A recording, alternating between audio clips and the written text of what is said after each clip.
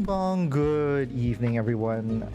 Happy Friday evening. I hope you guys had a wonderful week behind you. Here with me is Ivan. Hello. Yeah. Say hi to everyone, Ivan. Hi guys. Got a little From hit of all the you. way Malaysia. Yeah, I know, right? Like, I'm based in Singapore, if people who still don't know, but you're somehow watching this show. Because I'm pretty certain that most of the people who are watching this know who I am. But in case you don't, welcome to Geeks at Sea, the only show on the internet where I'm dragging friends and family to come here and talk about geeky selves in the, I want to say, early 90s. Oh, what's the age gap between us, Ivan? Like, how old are you now this year? I'm 42, man. Oh, great. That's only 3 years. That's not so bad. That's only 3 years. That's still okay. Then you haven't hit a big 4 yet. Yeah, I know, right? Like, next year's the big year. Next year's the big year. Yeah, then your body pain comes in and everything comes in now. Oh, I have to tell you about it, man. Your existential crisis appears. I think I had that. I think I had that like last year. It comes with a rash. Yeah. Hey, but I like the name of the show, by the way. Geeks at Sea. Sounds like pirates. Thank you. You know? Believe it or not, so obviously, I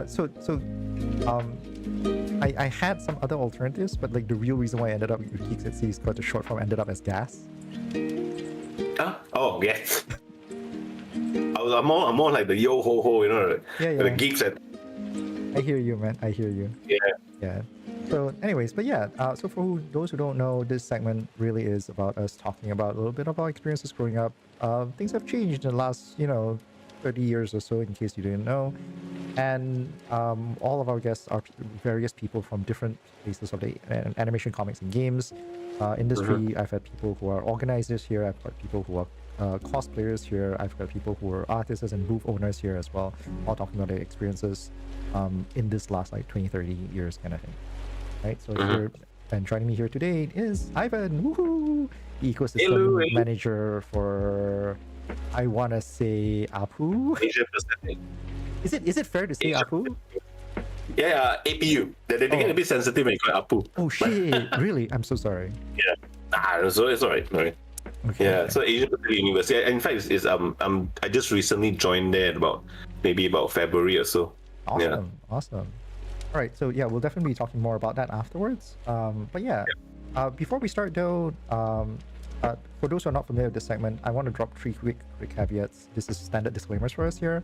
So number one, we're going to be talking a lot about our personal stories and all that kind of stuff. You have to recognize that number one, like those are personal stories. What that means is that one, we are not reliable narrators of our own lives. Our memories are not going to be 100% or like ultra HD fidelity kind of thing. So please don't quote us unless we're pulling up proof. Take everything we say with a huge pinch of salt. That's one thing. Number two, we will talk about stuff that, like, maybe, for example, we were part of this organization and this, we were thinking this or saying that and things like that. Recognize that those are our personal opinions and thoughts at the time. Our opinions and thoughts may have changed over time, and on top of that, they should never be considered as the sort of the angle and direction of the organizations themselves. Because hey, if you've ever worked with a committee, you recognize that one person usually doesn't mean that everybody kind of thing. So that's number two. I will share all the names of my enemies. Feel free to, man. And then and then lastly, as I said, like we're memory is going to be a thing, and so feel free to question us.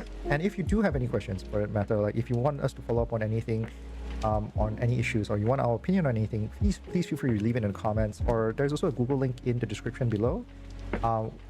There is a Google link in there. You can click onto it. We will lead you to a Google form, and you can put in you can leave your question there, and then I'll get to it later if you're worried that, hey, for example, if it get lost in chat or something like that. Feel free to do so. Right. So with all that aside, a bit rambly. I know it's a thing. I need to refine it to heaven. We'll get to the main topic. So Ivan, how we usually start with these things, we're not going to go through too deep into your introduction first, because we're going to get to know you very, very well, hopefully by the end of this. Let's start from the very beginning. What was your first geeky thing you really got into? What was your first geekdom, is how I would usually describe it. Geekdom. Yeah. I think I'm totally immersed in like games, comics, animation, and I mean I do it for career, but I think the earliest memory of it was basically cartoons, the Sunday morning cartoons. Really? I I I do tell people nowadays that last time I saw my uncle, right? Last time what happens was when we want to watch cartoons, we gotta wait a whole week. So every Sunday, Yeah. there's these prayers that go on, right? National prayers, and then we'll sit there, and then maybe our favorite cartoon will come on for half an hour, right? And then we gotta wait one whole week to get the next episode, right? Which is like a far cry from how people consume media nowadays. You still Right? remember Now your you first can one? just watch the whole thing. Sorry? Do you still remember your first one? Shit, man. I think I remember 3D was Starship Troopers for my 3D animation. Really? 2D was, I don't know, Care Bears. I can't remember what else. What else was there? What? It's really silly because you're older than me, and I honestly always expected like people to drop stuff like, say, Braveheart or something. Braveheart 3D. Yeah. No, it's 2D. It's 2D. Braveheart 2D. Yeah, like Braveheart or I mean, to be fair, Care Bears and Gem and the Holograms and Alvin and the Chipmunks were all in the same generation, so I guess that's the group. G.I. Joe, Mask, Yeah, MASK, there we go. Arcom, all the sci-fi stuff. I mean, I call it the fun era, like where anything goes. Where you have like He-Man, the original He-Man. What else? Ninja Turtles. All the. It was a time when anything could happen. You have fighting turtles and so on and so forth. Nowadays, I feel that there's a bit of a lack of risk taking in that kind of like space. Did you have a favorite? Not really though. It was more like you just consume everything because Right. you're already sitting there anyway. You're fair. committed your mornings to it, right? You have nothing else to do when you're young, right? So, but for some reason for 3D, I seem to remember. I love to watch Reboot. Oh, nice. Yeah. I mean, it was like those classic tale of what 3D anime game world, right? You have characters stuck in the game world, fighting the antagonists. Yeah. But Reboot wasn't entirely a game world kind of thing. It was like basically the digital world, right? Yeah, the digital world. Because they made a lot of references to like CPU and RAM and stuff like that. It wasn't like you were in a game. They were like personifications of like computer concepts. Yeah, I think back then I don't even know what all these were. It was just a world, right? Yeah. Who knows what a RAM was last time? I barely even know what it is now. Did you ever watch the reboot of Reboot? No, is there a reboot? Yes, there is a reboot of Reboot. It never worked. It never got the audience. I think that whole concept's been done to death, right? Like the digital world, Yeah. I mean, I've even made a small game in university based on a digital world, and after the many years, right, I've seen so many digital worlds out there. Right? Yeah, not mention Tron, the OG digital world rendition. Yeah. Did any of that, at least for you, inspire you to like go deeper into exploring on how you can produce and like, do any of that stuff for you? Yeah. So based on recent discussions, right, I suspect I may have some attention deficit thing where every time I watch something or consume something, a part of me wants to actually engage in making it. Like for example, if I read a comic, then like I don't know, Dragon Ball, like, you know what? It would be so cool if we had this version, right? In my younger days in primary school, I actually remember drawing knockoff Doraemon comics on the exercise book. Oh shit! Yeah. You too. You have one? Yeah. I mean, well, okay. So this is the worst problem. Like, so short answer is I did. yeah. I had a schoolmate who borrowed it from me and lost it. So he might have kept it, man. I don't know, man. But like, he lost it and Yeah. find it back. I hated him for it. I'm not even joking. I really hated him for it. Hey, I don't know, maybe like what, 20, 30 years later, he comes up like, by the way, you know what I found in my storeroom that day, you know? I don't know. He pulls out this old notebook. And like, We don't even keep in touch anymore. Like I don't even. He doesn't strike me as the kind that cares. Honestly, he doesn't. he lost that book. I mean, I've had that instance. Because we drew a whole bunch of the exercise book. It was about three of us in class, right? We used to draw these comics, which are just blatant rip-offs, right? With our own stories, but same characters, and then we'll charge people like 10 cents to read once, you know. Yeah, it wasn't a successful enterprise, to be fair, right? Yeah, but I think it was the start of like just wanting to create things, you know. So yeah, even so, comics, even card games as well. I couldn't afford Magic the Gathering when it first came out. That was the I think Ice Age era. That's the first expansion, right? Then before that, the OG Magic the Gathering. So can't afford too much of it. So I started making my own versions of it, which no one has seen the light of day before, right? It has never appeared in public, right? I still have it somewhere. Yeah, but it's all made with exercise books and their own rules and stuff like that. So I think that was like a habit forming thing for me. Yeah. So yeah, watching something and you have that innate sense that you want to either try to make it or make a version of it, or heaven forbid, make it better if it were ever possible, you know. Did it start with Doraemon for you? Like, because you mentioned comics and specifics, and then like Magic the Gathering. Doraemon was for comics. I remember a version of Mortal Kombat, which a comic about Mortal Kombat featuring all the people in primary school, right? So we're like, yeah, so those people you don't really like, you know, you end up decapitating them, and then those are your closest buddies, right? They end up as like main cast characters. Yeah, I've lost all those stuff. I have no idea where they went. Right? In fact, to some extent, I hope they stay lost in time. I completely understand. I don't know, man. Like, maybe it's just me, but I've never been comfortable with that level of violence. Oh, the old generation Mortal Kombat. Yeah. Like I think, I mean, the new generation is still so like crazy grotesque and stuff, right? Like that is the signature for. Sorry? It's worse now. I mean, exactly. the violence. Exactly. It's its signature, right? So yeah. So the thing was always like, oh, it's. But hey, I mean, I can recognize why it's cool. I can understand why people like it and all that kind of stuff. But it's always been something that feels like it rubbed me a little bit wrong, kind of thing. Like I've never been a huge fan of violence. Yeah. And to imagine people I know in that space, like, it just made me even more uncomfortable. Like it wasn't. Yeah, I think if I remember correctly, right, or maybe it's a nostalgia. Right, I think the comics version that we did was not overly violent.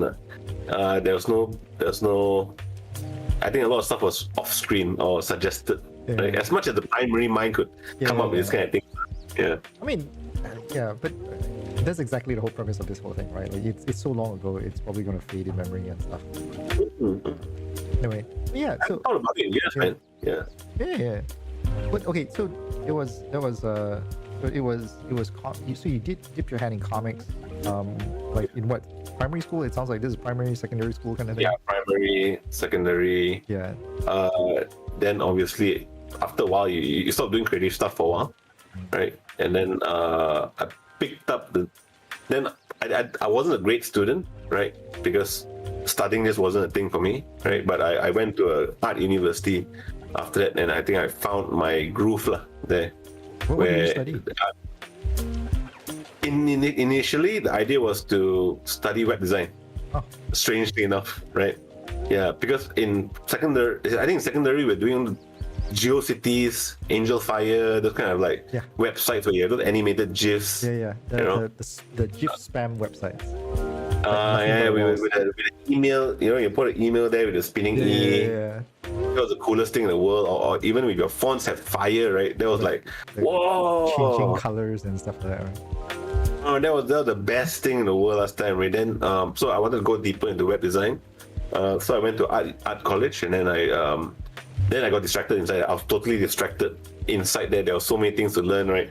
You had like animation, 2D animation. You had 3D, you had Photoshop, photo manipulation, you could create stuff, you could it's video editing. So I went to multimedia, which I think it was a good thing for me, right? Just that you were just everywhere, picking up all sorts of random things. Isn't it And just I like think, that? sorry? I mean, I don't necessarily see that as a bad thing, like, because it's a time when you're trying to find yourself as well, isn't it? And back then everything was so new that Yeah. even the lecturers were figuring things out. We'll get to that. We'll probably get to like that note a little bit more after this as well. But yeah. Yeah, I mean, I remember like even stuff like in 3D class, right? We're trying to figure out how to do something. So the lecturers gave us the not a tutorial, right? He gave us a manual, the software manual for 3D Studio. No, last time was Lightwave, I think. Right. For those Lightwave, right? The industry standard, right? It's long gone already, but is it still around? Not sure. Is that- But Lightwave software. Well, I'm quite sure somebody in the comments will probably bring it up to us later. Dinosaur software, right? Yeah, And that was the day when Flash was still around, and Flash was owned by a company called Macromedia before Right. Adobe even bought over it. Yeah. And now Holy shit, I all that's a completely thing forgot of about past. Yeah. I haven't even thought about Macromedia in like forever. They're totally absorbed. Now we're looking at a giant mega corporation of Adobe, and I can't even escape nowadays already. Although Adobe alternatives are gaining traction now, so that's good. They're all over the place. So sometimes like, Yeah. so there is a certain merit in the whole having it all under one roof, but there's also the cons to it, lah. Yeah. Definitely. So yeah, sorry, we digressed a little bit. You were saying about your time in like studying web design and stuff. Yeah. Oh, okay. So I went through the whole program, multimedia, but one of the things that I was always drawn to was games, right? So I played a lot of games on the old PCs, right? I can't remember what we had. I had a 486 when I was younger, and then went to a Pentium, and then I kind of Pentium 1, 2, or whatever series you have, right? In college, I was drawn to. I played some games back then, so I was drawn to making games in whatever form itself. And I had the good fortune of being selected at one point to make there was a competition where we were exempted from all subjects if we joined the competition. So we lost the competition, but I think the effort for it, we still managed to pass through the whole semester. But the trade-off is we didn't learn something. We missed out on some learning, for sure. But we made a funny thing. We made a pixel art game, which was about a digital world, where a game developer got sucked into a digital world. The stereotypical story: he goes in, meets his creation, and then his creation is supposed to help him find the way out back into the real world. Wait, isn't that the part of Tron? Yeah, I think that was I can't remember before Tron. Yeah. But close to it. Yeah, just in bad graphics. Yeah. So our game had they went through the eras of graphics like CGA, VGA, EGA. So it was like 4 colors in the first level, and then as you progress, you actually had more colors and more fidelity to play with. Wow. And yeah. So but then we didn't finish the entire game, but it was supposed to end in 3D, right? Ideally, lah. That's a pretty radical concept, actually. I think that would still sell even today. Yeah, and back then it was because no one knew how to do pixel art. So we actually had to read the whole Photoshop manual, and then we studied what graphic interpolation. Then we figured out that it was the manualness of it. So everyone was like dotting it manually until our eyes were watering. We're drawing background and stuff like that. And I think we hurt our eyesight pretty much that day. That is pretty amazing, guy. Yeah, early days pixel art. Yeah, so that's why until today I still enjoy doing pixel art, right? But of course, pixel art today, based on what you see on the internet, is amazing. Like so much different from what you get last time. Yeah. I think like now, you have so much like tools that are available, Mm. you don't need to make as many sort of like like one of the things that I remember like right now, one of the great tools that you can find in a lot of animation studio programs, right, is like sort of Yeah. an auto in-betweener. Like they Mm. basically there's an AI in-betweener now where they are like, they're going to like generate the in-betweens for you between your keyframes. And then before Yeah. that, like 3Ds and stuff like that, they will make movements based on your curves and everything else. So Mm. it's so much easier now that you don't have to do like every frame or even basically like there's a lot of the grunt work that's sort of soft taken out of the industry. That is insane. I'm not sure if you do you watch that Adobe demonstration where they're showing that 2D vector character fighting a dragon. No. So it was flat 2D, but based on what they have, that I'm not sure whether it's out yet. They could just rotate the 2D character, and technically AI would recreate in vector the entire thing. So they could turn the character like face 90 degrees to the side, and they would create all the stuff the filling all the in between, like I mentioned. That was like, what? How the hell? How is that possible? That feels a bit wrong in some ways, but we'll get into that, I guess, a little bit Yeah. later. But yeah, there is a question. By the way, I just want to really do a quick aside. We do have a question from Muhammad Sajid bin Yahya. I'm not going to address it immediately because it's not like I feel like we're going to address it a little bit later. I just want to make sure that like Muhammad Sajid, like I just want to let you know that I register your question. We'll get to it later. Stick around for it. But yeah, because I want to keep the conversation going, and then I don't want to get too derailed by it. Right? But as we're going, I realize that might be a little later. So, I mean, I'm open to all questions. of course. Yeah. So yeah. So anyway, so going back into So that was the precursor. That was the basic start of like basically how I started getting into it. I want to ask a little bit on that one then. Like on your choice of like specialization, right? Like you went into was it web design you were mentioning just now? Like web design, right? I went in with intention for web design, but I came out as a 2D animator. So it's like, oh, this is pretty cool, but that's also pretty cool, And then so we did the interactive CD stuff, we did the graphic design stuff, and back then I think colleges didn't really care about balancing your studies, so we had like 9 subjects thrown at you one semester, So survived it, right? Enjoyed parts of it, right? And I came out technically like, okay, now I'm going to be a 2D animator, and I wanted to go into Flash. Flash animation was to me like the future at a point. Yeah, and funny where that went.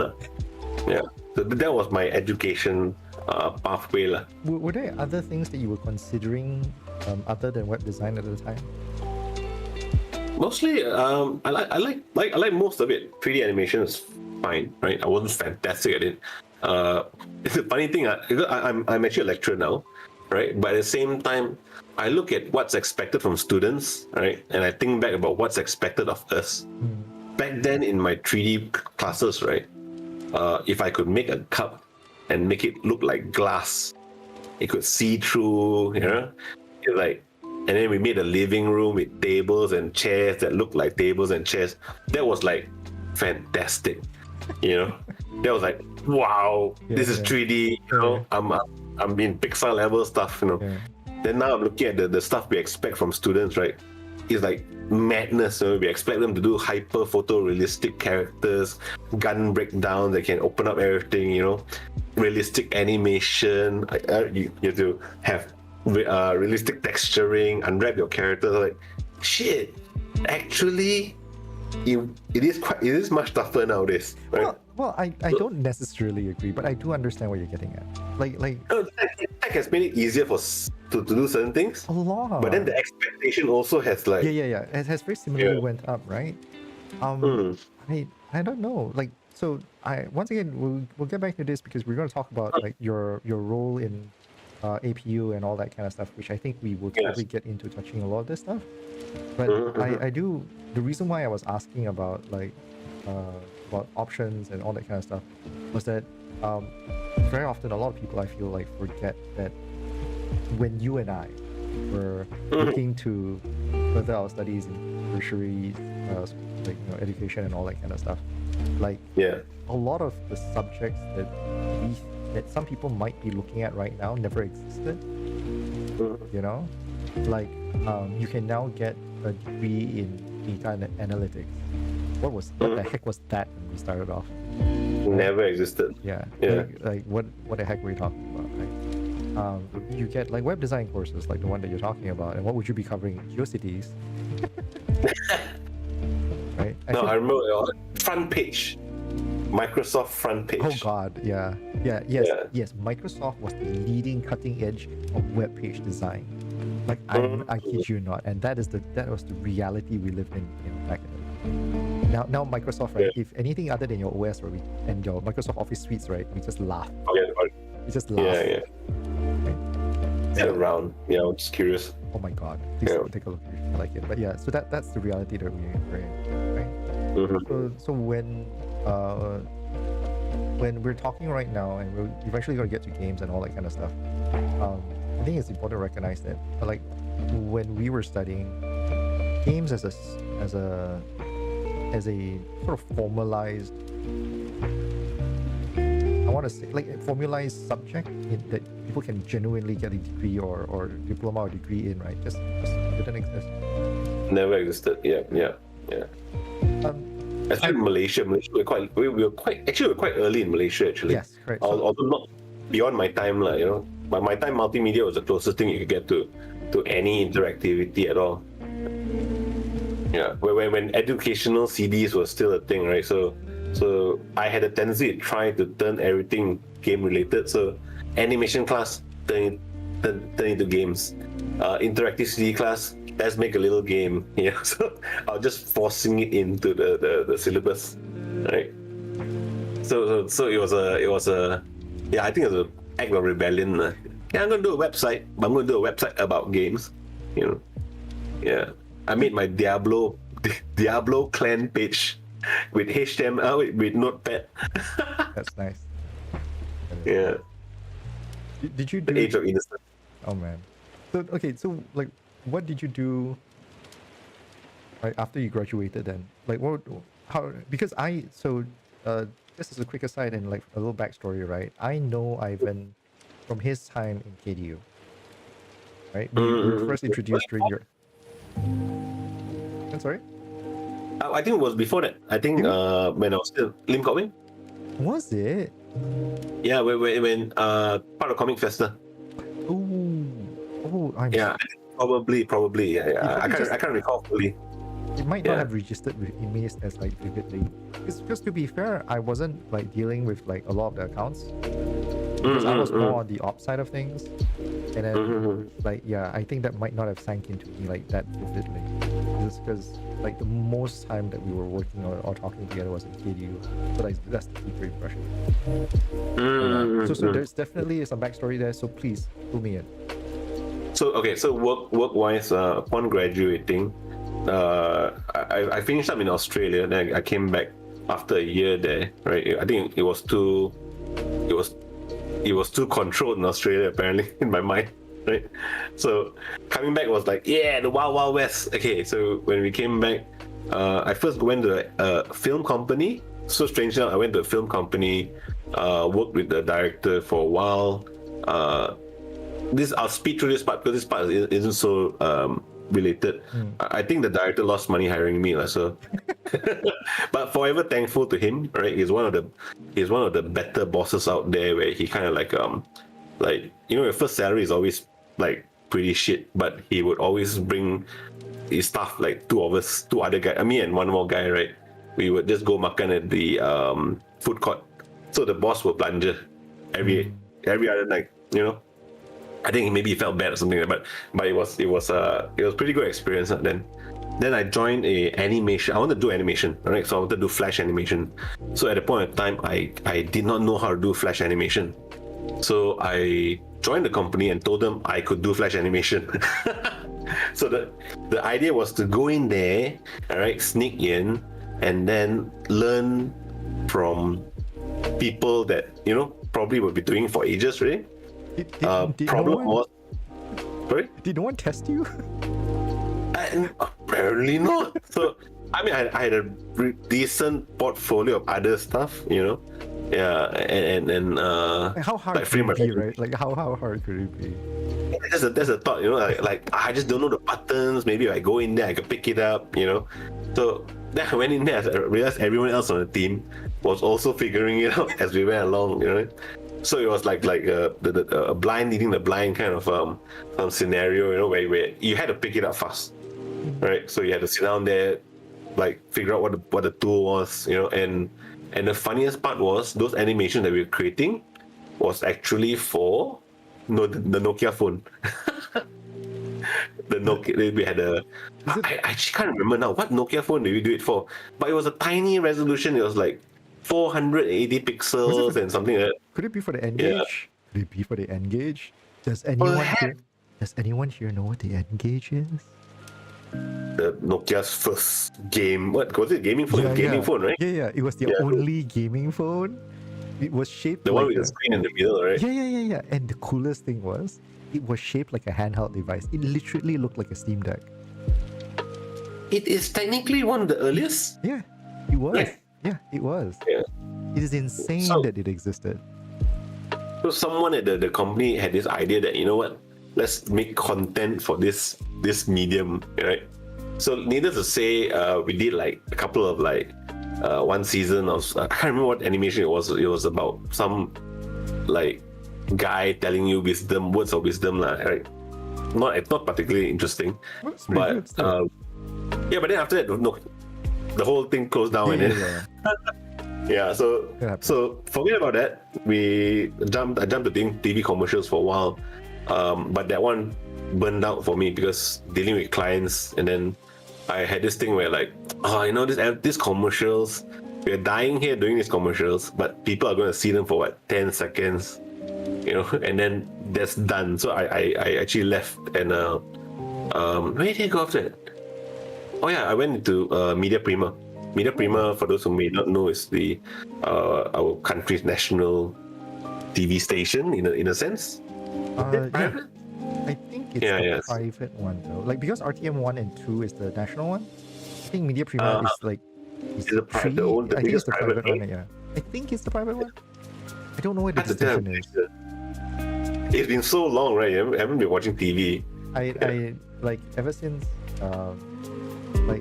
Astro, which is still state owned by the way. Like I kind of like gave up on national TV. Yeah, I think a lot of people don't even buy TVs for their house nowadays, right? Like the one behind me is for Netflix. That's about it. Right, exactly, right? Yeah. The TV is basically a larger monitor with a lower frame rate. That's all there is. Or accessory. Or is to define this as my living room. Yeah. It's a lamp. Yeah. It's a lamp. That's what it is, right? It's an oversized lamp. Yeah. So my time in Media Prima was actually done video editing. We actually the problem was in the company in Media Prima back then, it was very what do you call one leg kick. So they had really small teams working on some of the most prominent TV shows out there. So like at some point of time I would go there. There's this famous food show which I probably can't mention, right? So there's this famous foodie show. I'm not sure whether I can, but I don't even know whether it's around. I don't think they would be around anymore, right? Like how long ago was this? Was this like? I don't mind sharing it. It's Hojia. There was a show called Hojia last time. Oh god, I know that show, but like it's freaking long. Right. It's freaking old. Like it's what? Is it 2000? Is it when? 2005, 6. Okay. Yeah. That's 20 years ago, man. Like, dude, like no one's gonna chase. Like, if the show is still alive 20 years, like for 20 years, and the guy is literally gonna chase you after like one mention, I'm plugging the show, right? Yeah, excellent show. Yeah, we're plugging the show. Go look it up on YouTube. Give them all the love. So there was this show, and so at night, right? my first week of the job, I was there until 3 a.m. every day. So that also like, okay, you know what? Do I really want to do this forever kind of thing, you know? But I could see the editor, the host of the show, editing their own content in the 3 a.m. in the morning. Oh my god, you know? that's YouTube culture all the way, man. Like that's That was like literally the earliest. It's like you have two people producing an entire show. I mean, there's a show where they interview some ghost kind of stuff, like, you know. They would go around recording. They were just interviews, right? So the host was also the producer, and the driver was also the cameraman. So it was like. I get the driver thing. I get the driver thing, but like the producer host thing, right, is something that like a lot of people think it's normal. It shouldn't be. It's a lot of work. Yeah. Right. It's not only that, because you want somebody who is taking care of like the runs of the show while like behind the camera when someone is in front of the camera. Like funny thing, like just this is a little bit of like inside baseball, right? Like I was literally just telling Ivan about how, because I'm the one running the show right now, one of the things I don't like when I watch like recordings of this, right? Because this is going to be permanently on the internet, you know, and all that kind of stuff. Hi, people who are watching in the far future. Like one of the things that I don't like is that my eyes keep twitching everywhere. And it's because what happens is like when I'm talking, I'm looking at, oh, what is someone saying some stuff, like you know, people dropping questions and whatever shit there is, and like, oh, is everything still working and things like that.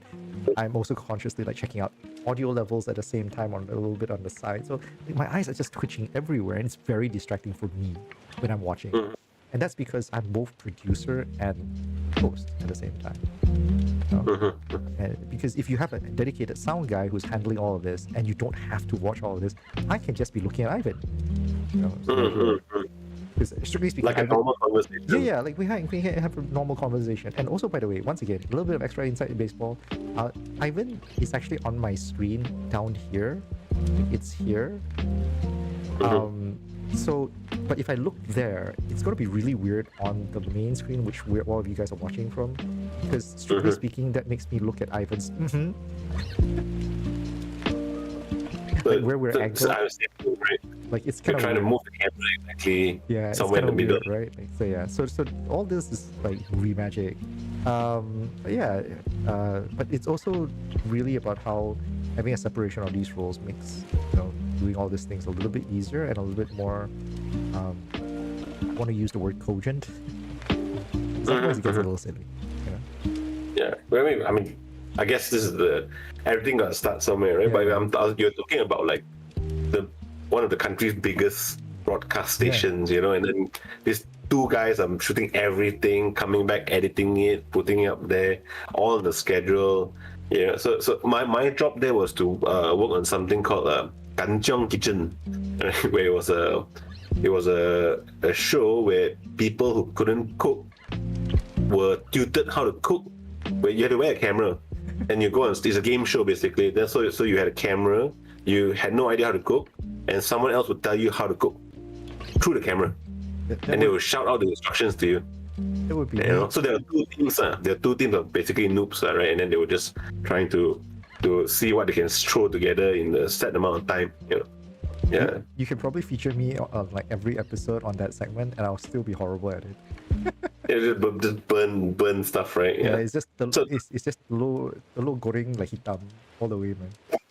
The low goreng. I mean, so there was whole sound stage, there was whole stage production, right? Wow. And like one of the fun things that I picked up then was maybe some people may or may not know, right? Was that the entire season of the perhaps the game show, right, is typically shot straight away. It's back to back. Yeah, so it might take 1 or 2 weeks, right, to shoot an entire season's worth of content. You know, so sometimes the host would just change clothes so that they look like it's another week has gone by. Yeah. You know, and we will shoot maybe 3 episodes per day, right? 2 to 3 episodes per day, depending. Right? But it wasn't. To me, it was glamorous because there's all TV. You have some celebrities there, right? But it wasn't for me because it was like a lot of work. It was like I was the editor there, so I'm the person in charge of cutting the video, stitching it together, and of course putting in sound effects. I mean, if you've seen game shows, right, you know that all those like boing, all those words, the lower thirds, right? Spiders, crawlers, something will pop up. Whenever someone says something funny, you throw in a laugh track there. Yeah, so that's the online editing part of it. Offline was the part where you actually just cut and put together all the content to make a coherent story. Right? So over there you do everything, right? So the funniest thing was at one point in time I even had to join the production itself. So we went to the sound studio to record it, and I was typically peeling prawns. Right? Before the show, like, okay, let's peel, prepare the ingredients. Interning all your way through. Yeah, it was like, oh my god, what am I doing? Then after that, in between every shoot, a few of us go take the mop, and then we mop the stage, mop the stage, right? So, I mean, I've been a part of small teams before, and there's no such thing as a job too small, right? Like, if you're really part of the team, there's no such thing as a job too small. Yeah, and I think back then you don't mind it so much, you know. Yeah. You're like, oh, it's cool, man. I'm on a sound stage, you know, it's cool and all that. It's that now older, like, oh my god, I don't want to do that anymore, you know. Or after production, you're like, oh, you know what? I think it was fun for a while, but then I left not long after, you know. Yeah, but so it was all different fields, and then I joined I joined Lim Kok Wing University back then, right? And it was art university. It was for their games program, you know. So a lecturer of mine called me back to, since you like games and making games, right?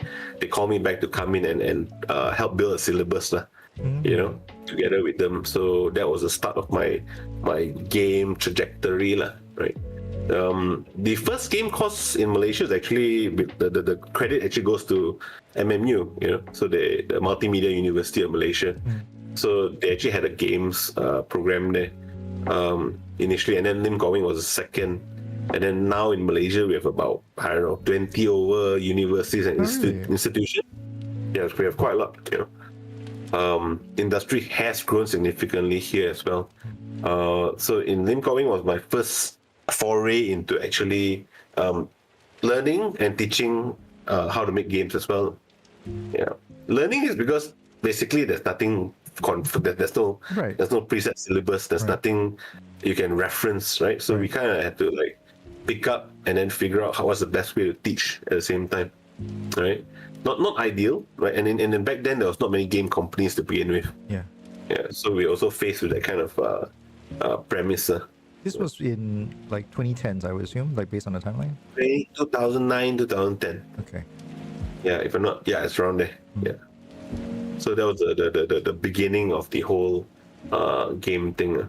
Right? So it was fun because the students were also eager to learn. So a lot of times, also because probably we were younger, we sit down there and we would spend time in the labs, even after class, to work with students to figure out how to create stuff. Right? So that was a fun time.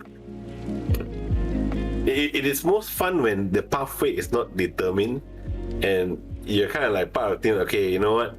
I taught you some stuff. Let's see the rest of it. Let's figure it out as we go along. That's nice. Know? Yeah. And games is one of those fields where there's so many things to learn. Programming, art, game design, you know, game psychology, even audio. So there's so many things that typically no one can be a master of everything. Yeah. So there is that kind of like flexibility which I enjoy, the whole multimedia thing, you know. Yeah. Ivan, you mentioned something that caught me just now a little bit, and I just want to. I'm a little curious as to the distinction. You noted like game design and game psychology as two separate things. Are they actually two separate things to you? No. I mean, to me, game design could be many things. Back then, what happened was we actually had some. This was later on, right? So after Lim Kok Wing, I actually went to. We left. I left Lim Kok Wing for reasons, right? And then the entire department, we also actually left together. And then we moved on to actually start the game program at what was known as KDU back then, right? So it was a whole we went there as a team. We pitched the idea to them. They liked it. They brought the hentai department in. Wow. In Fascinating. stages, in groups of us, and then and so we did have one specific track for game design, but within that was also the psychology was integrated into it as one of the modules. If you were a game design student, you will learn parts of it. Then we have the art track, and then we have the programming track. So we actually had 3 clear delineated tracks. That was one of the differences that we wanted to create. Fascinating. That was 2011, 2012. Yeah. So that went pretty well. I was there for about 9 years. Never expected to be working in this one place for that long, but it was, I think I found my space there, right? Teaching is one thing I really enjoy nowadays, and also trying to stay one step ahead of the students. So I've been running my own consultancy as well, my own projects, freelancing, mainly with the intention to upskill myself and keep myself constantly, at least in practice. There's one thing as an educator I'm really sensitive about is there's some idea where people say those who can't do would teach. So I'm really trying to okay, you know what? I cannot accept this for myself. I want to teach, all right, but I got to make sure that I can do, and it makes sense because you want to be able to give students relevant information that's not 20 years back, Okay. And then things are changing so much, right? Okay, on that note, right, what would you say is if there's one thing you can at least say, this is true that you have taught, say because you've been with KDU for 9 years, right, at that time. Yeah. So 9 years ago was true when you taught it, and it's still true when you taught it, but it's no longer true now. Would there be any is there anything that you can bring up? For the most part, if it's theoretical, then some stuff hold true. General principles hold true. What would be different is new stuff that appeared. Now we have so many genres. For example, back then maybe RTS was a thing. Right. Real-time strategy games. So real-time strategy games is no longer a thing, right? Now we have things which are probably due to people's maybe shorter time span or such. MOBA has taken that place, right? Those battle arenas? Suddenly I can't remember. Multiplayer online battle arena. Yeah, MOBAs, right? MOBAs, yes. It's multiplayer online battle arenas, correct? Yes, MOBAs, yeah. Suddenly all my acronym got lost. So like Dota, your League of Legends, your Honor of Kings, your Mobile Legends, right? So this has basically kind of replaced the traditional RTS, which I love. I love my Command and Conquer. I love my Dune 2. I love all my whatever, Red Alert. Yeah. Yeah. Yeah, go ahead, man. No. I was remembering one that, weirdly enough, as I was trying to think about it, I actually forgot the title. I think is it Battle Rain? Is it Battle Rain? Oh, Battle Rain is a samurai guy, right? Yeah. Like guy shoguns and stuff. Yeah, correct. It's a Japanese concept artist. Huh? It was famous for one concept artist that used to Battle Realms. Is it Battle Realms? Is it Battle Realms? Or Battle? Okay, I can't remember. I need to check. But basically, it was an RTS as well. The weird and unique thing about it, right, was that you don't get infinite units, because RTSs before that, a lot of them had infinite units. What they do is they actually have a unit cap, and and how the units work, right, is that you always get a peon, and then you have to train the peon up. And you define their growth, so you right? a growth tree and stuff like that, which is really interesting in its own way. And then they had some very interesting, weird sort of quirks and Easter eggs. Characters had idle animations that did stuff. They had this warrior class, it's the most basic unit, that if you left them idle, they'll eventually sharpen their knives, which is a very normal animation thing, just idle animation kind of thing. They added an extra Easter egg where if they sharpen their knives, the next blow they did, the first blow they did after that, would actually deal extra damage. Was it? Yeah. That's cool. Yeah. It was Yeah. super cool. And then like they had stuff like upgrade costs that were that is based on combat. Like basically the only way you can get the resource is if you fight. So the great thing about it, and if you guys are a student of game design, like for those of you who are students of game design, you will recognize this instantly as something that basically it's a win more situation, or rather it's both a win more situation and also a comeback mechanic. It just basically encourages movement rather than camping, which is often a problem in a lot of RTSs, because back then what you would do is you camp until you're ready and then you just throw your sources out there. Am I right? Yeah, just casting, right? Yeah. Correct. So like you either do the Zergling rush or you do the carrier rush. Both of them are like either one's the ultra late game or one's the ultra early game, right? No, rarely if ever like a mid game strategy actually works, right? Oh no, you brought it back. I do remember that game. Yeah. And it kind of forced you to constantly be in battle, right? Correct. There's no castling. There's no, what's it called, castling? The act where you tend to build yourself into a wall and then Castling. you, Yes. Yeah.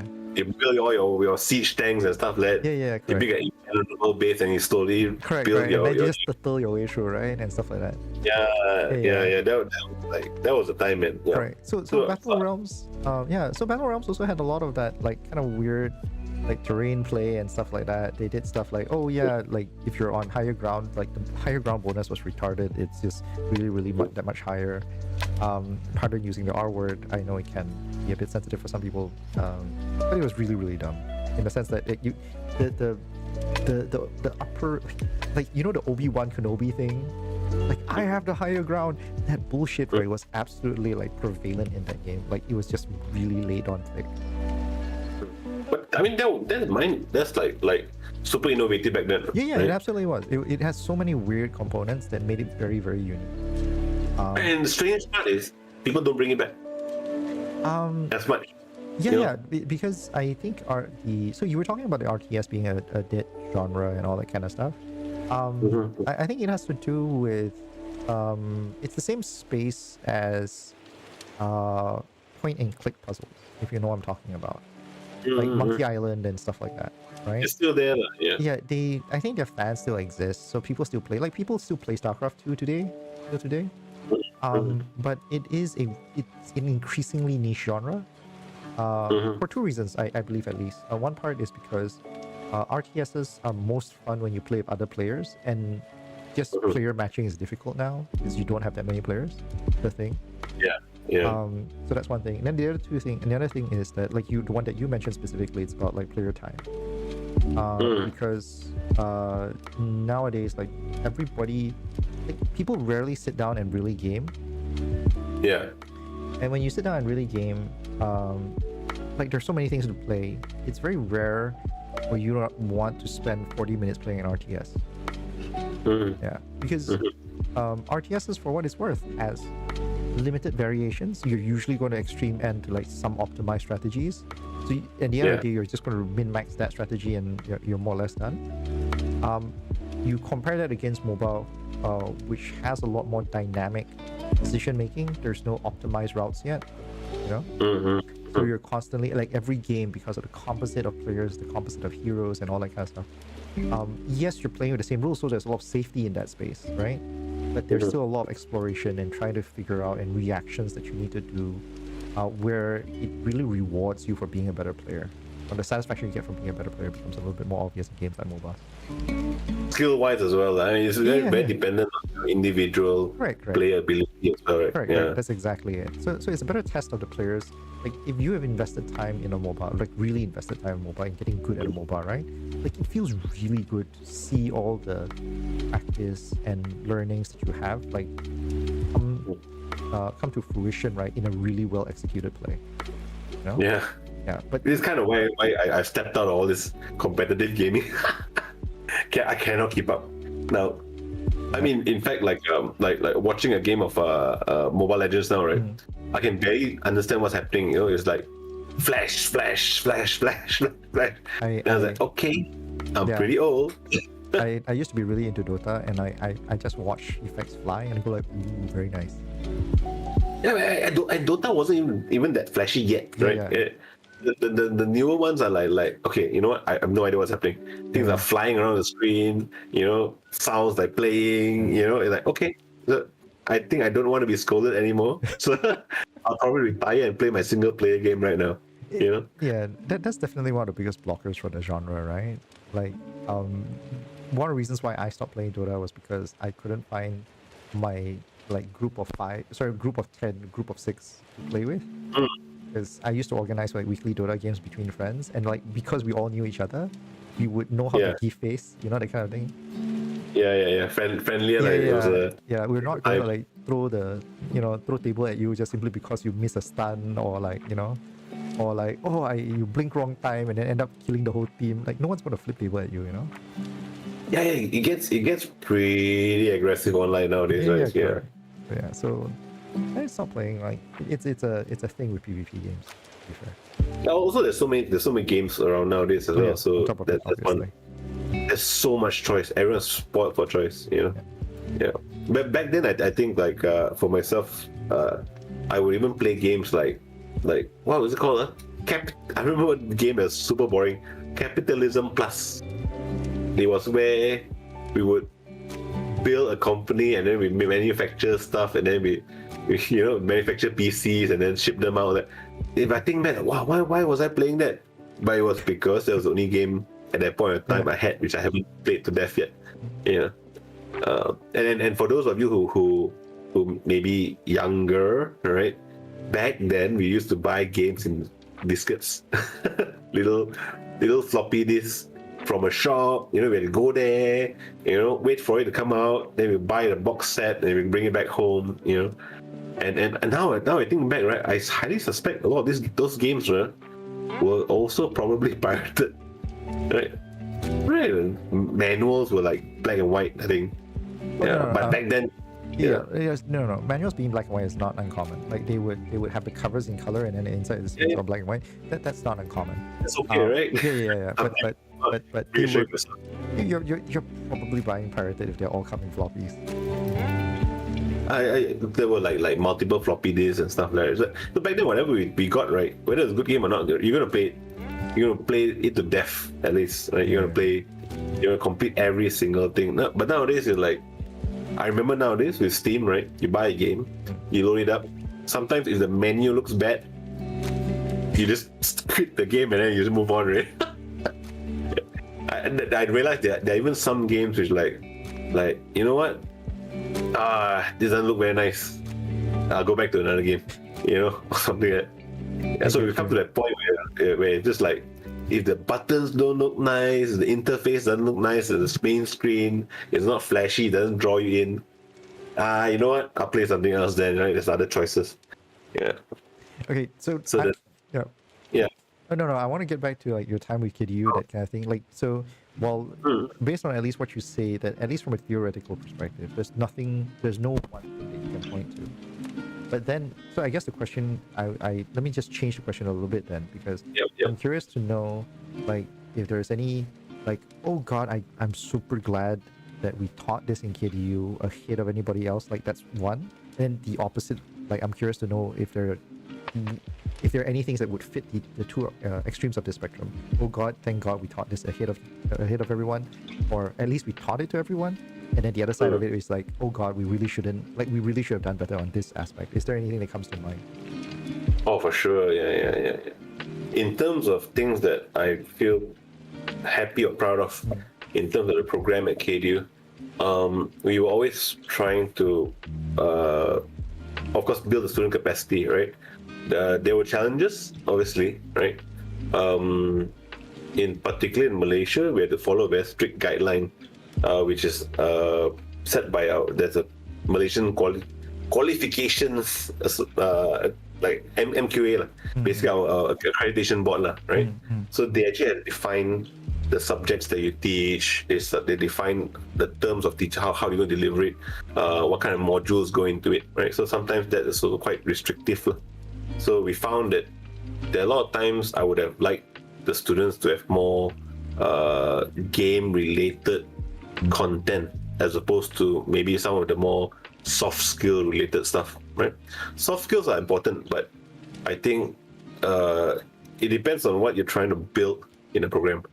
For me, running the program, my intention was to actually build manpower or human capital, right? Whereas if you look at academia nowadays, a lot of times it seems like academia is angled towards producing more and more academics, right? There's this like, you know what? Research is the thing that you gotta go into, right? But actually, research is something that the university would like to go into, right? So if our intention is to produce manpower, then we should really gear up towards that. There's some universities that in Malaysia, like I can name, like even the One Academy, excellent because it's a highly stressful elite school, right? But they actually do produce pretty good results. Yeah, they do. Because they retain themselves as a college level, therefore they have less limitations by MQA, so they can still craft it a little bit, right? So the moment you go into a university level, right, there are more regulations coming in, right? Right? So that's fascinating. And colleges, sorry, if you're a university in Malaysia, you cannot offer international degrees, those partnership degrees. You can't do that, right? So you have to offer your own degrees, right? So some places maintain their college status in order to still provide the option of having like 2+1 or something like that, where you can go abroad. That's fascinating. So I never knew. So as a technical school, I think they did a pretty good job there, right?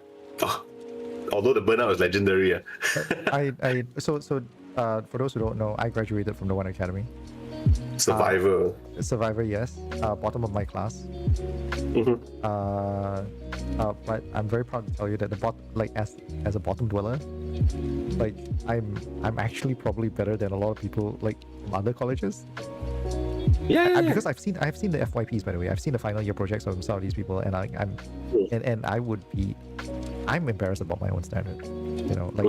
I know who I am. I know where I stand. There's a reason why I'm not drawn like to make my living forever. But at the same time, I know what the One Academy brought out of me. Like the methods work, and if you can stick to it, like it really does train you, at least vocationally, into a pretty good artist. Like serviceable artist. Like if you really can stick through it and all that kind of stuff, you can really become a really serviceable artist. The thing about the One Academy that I will concede to, which to be fair, and I think this is a conversation I want to ask also as well, because we're somewhat on the topic, right? Because you were talking about like your time with Hideo and all that kind of stuff. Yeah. And because you specifically mentioned manpower as well. One of the weirder things about what I found in sorry, I'm going to lower the background music a little bit. I realized I should have done it earlier. I'm sorry I didn't. So one of the things that I did, that I found, was that the One Academy is great at teaching you to be a really good person to execute work. But it's very few and far in between that would really have sort of the unique creative personality that would make you into sort of that crazy master kind of, concept artist kind of great kind of thing. Like all of us, when we go into animation and or illustration, right? There's some parts of us that will always dream about, let's become the next big concept artist and stuff like that, right? But that's not something that, at least speaking from my experience at the time that I was there, I don't know how the syllables have changed since then. It's very heavily focused on giving you the skill sets and at least the temperament to do the job, and not necessarily saying, this is how you can come up with like an infinite concept and stuff like that. Though they do a really good groundwork at preparing you, I will give you them that much. Like I remembered, for those who don't know, the One Academy does 1 year of foundation, which I think more recently they cut it down to half, like 6 months, which I think is a mistake, but that's me. So the 1 year of foundation, what they put you through, right, is everything like art history to graphic design to illustration, like how to do fine art stuff and everything else. And the whole point of that foundation year is for you to expose yourself to like all these like different art methods. Yeah. And like even I even had acting class, by the way. All right. Yeah, Requirement? As part of the foundational class. Oh, that would just kill all the introverts, man. We had our own thing. I think like the class was decent. So like we went through all of that, and like if you're, the thing about it was like if you're an illustrator, acting was meant to allow you to use yourself as a model, because you would you will express yourself better and understand that expression and all that kind of stuff. As an animator, it's infinitely more useful because you will always use yourself as a model, stuff like that. So that's why it was very foundational for you to get used to all of this and like do all that kind of things. So the One Academy takes a lot of time trying to drill that into you. But the design, like graphic design, puts a lot of basic concepts of creativity into you. History of art also does that a lot to you, like teaches you basically stuff like, for example, why does the iPhone only has one button? Right? Like, because design is universal and graphic design is similarly universal in that space. So a lot of those philosophies carry forward. So you learn that as a foundation, and then you take that into your own. The problem is that like very often in these kind of courses, because you're not taught to think about them in such a holistic linking method. Like it never feels like it links unless you have the sort of intuit understanding enough to link them together yourself, that kind of thing. Like no one explicitly tells it to you. Exactly right. Yeah. I mean, that's one of the takeaways that I mean, we've redeveloped the program. So I've moved on from KDU, who they were bought over by an Australian university. So now they're called University of Wollongong, right? So Wollongong is an Australian word apparently. But I had parents asking me, is it a Chinese word? Like, yeah, that's what I thought too, by the way. Wollongong or some kind of like, So I was like, oh, okay. So I've left there in 2018. So basically, I started my own consultancy. For a while, we were running our own business, making games for clients and such. Not the fun games, right? The very boring advertisement games, right? Where you have flying cigarettes in the sky falling down, and you try to get as much points as possible, right? Bread and butter work, I call it, right? And then I had the opportunity to actually join the government for a while. So I was in Malaysia. We actually have a government agency that supports game development and content creation in general.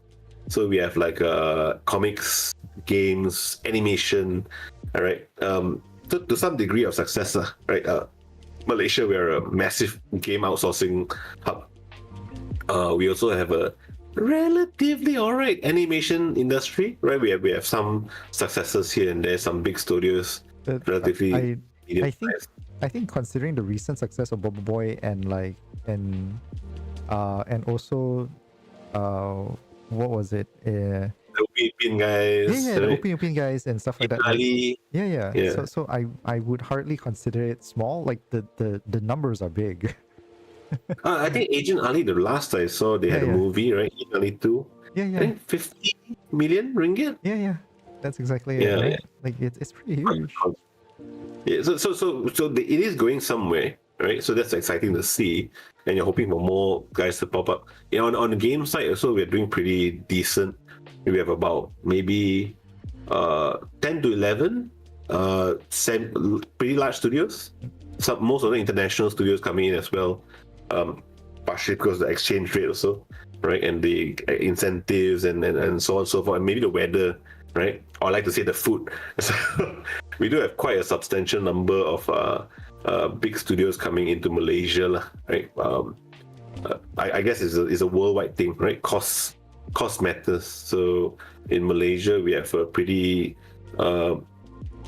growing source of manpower. So that's the education side of it, right? Producing manpower. We have the government incentives. We have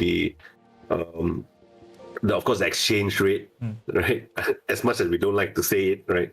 The truth is, it is much more affordable to hire and have people work in Malaysia as opposed to working in a Western country or the Western hemisphere, right?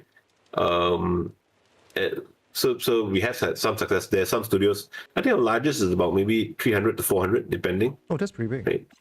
Yeah, and that's Lemon Sky. Oh. Yeah, I'm not sure current numbers anymore, but back then when in the government, we actually had to oversee and take care of all these studios and encourage more people to come in as well. That was, and then I left last year in December, and I've rejoined APU as like the ecosystem manager, which is kind of like a made-up title, I think.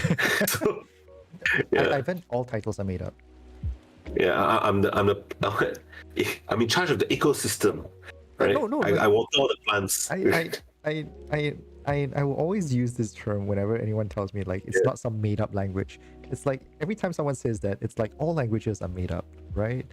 Like, and by extension, all titles are made up. Like, you did not pluck this yay title out of a tree, you know, like that kind of thing. Like, this did not like grow on some plant or like birth out of your canoodle or some shit like that. Right?